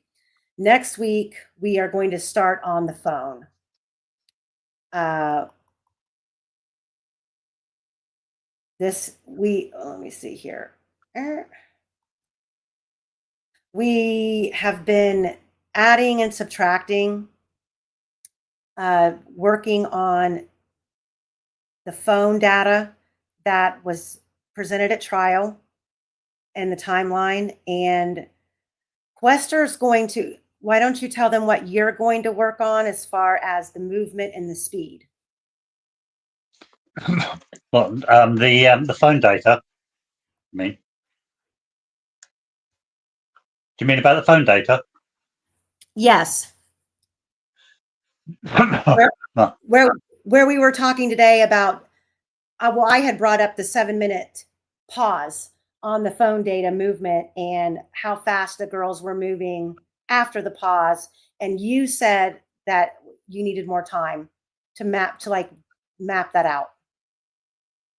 Yeah, it's working through the actual movements, the steps that were taken, the time it took, and so on.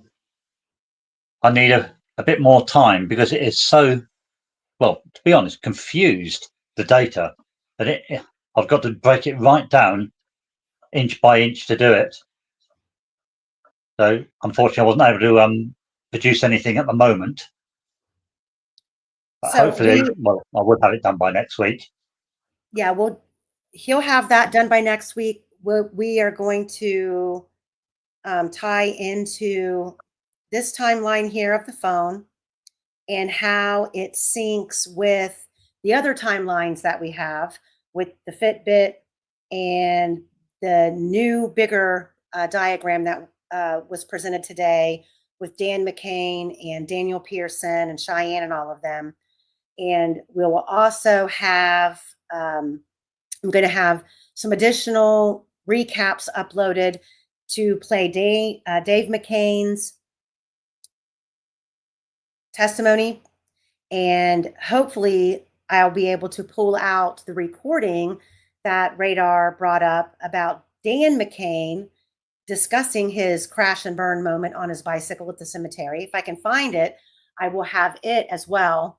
And then I will have a special guest on next week who is going to discuss the dynamics of the crime scene and how living in that kind of a terrain. No, her name's not Daisy. Shabugs, no, her name's not Daisy. How living in a very similar terrain as where the crime scene is, what that area is typically in a hunting area and a hiking area used for. And it's very interesting, and it does have some depth to it. So I'm going to allow her to present that information, and we're going to discuss it, and how also too, where the girls were found, how the drainage from the snow and the water should have affected certain things. So that'll be another interesting aspect going into next week. And I will get with Quester and we will figure out a time when we're going to do either Sunday or Monday, now that baby shower season is over. Thank God. And what else? Oh, Thursday. Sergio will be here Thursday at 7. And if I have any volunteers, I need to do, besides, I already have Cherie, but I need maybe 2 more volunteers. And this will be in the evening. And unfortunately, because Quester's in the UK, when 7, 8 o'clock at night here is too late for him. But I need a couple of people to volunteer to help us read through Ashley Gar's 3 post-conviction relief appeal briefs. There's 3 of them. We've read one once, but I want to read it again. And then we have the Attorney General's response, and then we have John Pino's rebuttal that I want to get through all 3 of those. And we would need help doing that. So if anybody wants to volunteer and you have a good reading voice, email me and let me know. You don't have to show your face. You just be a voice. So I think that's it for today. Quester, do you have anything you want to add before we hop off? No, I think that's it for the day. Look forward to next week when we can get these phone data going, hopefully. Yep. And between now and then, now that the baby shower is over and I've got some more breathing room, Quester and I both will be answering questions from chat throughout the week as you guys post them. So can make sure you like and subscribe. I don't think I've even said that today. Please like and subscribe the video on your way out if you haven't already. And we will see you guys next week. Have a good Tuesday night, guys. Bye.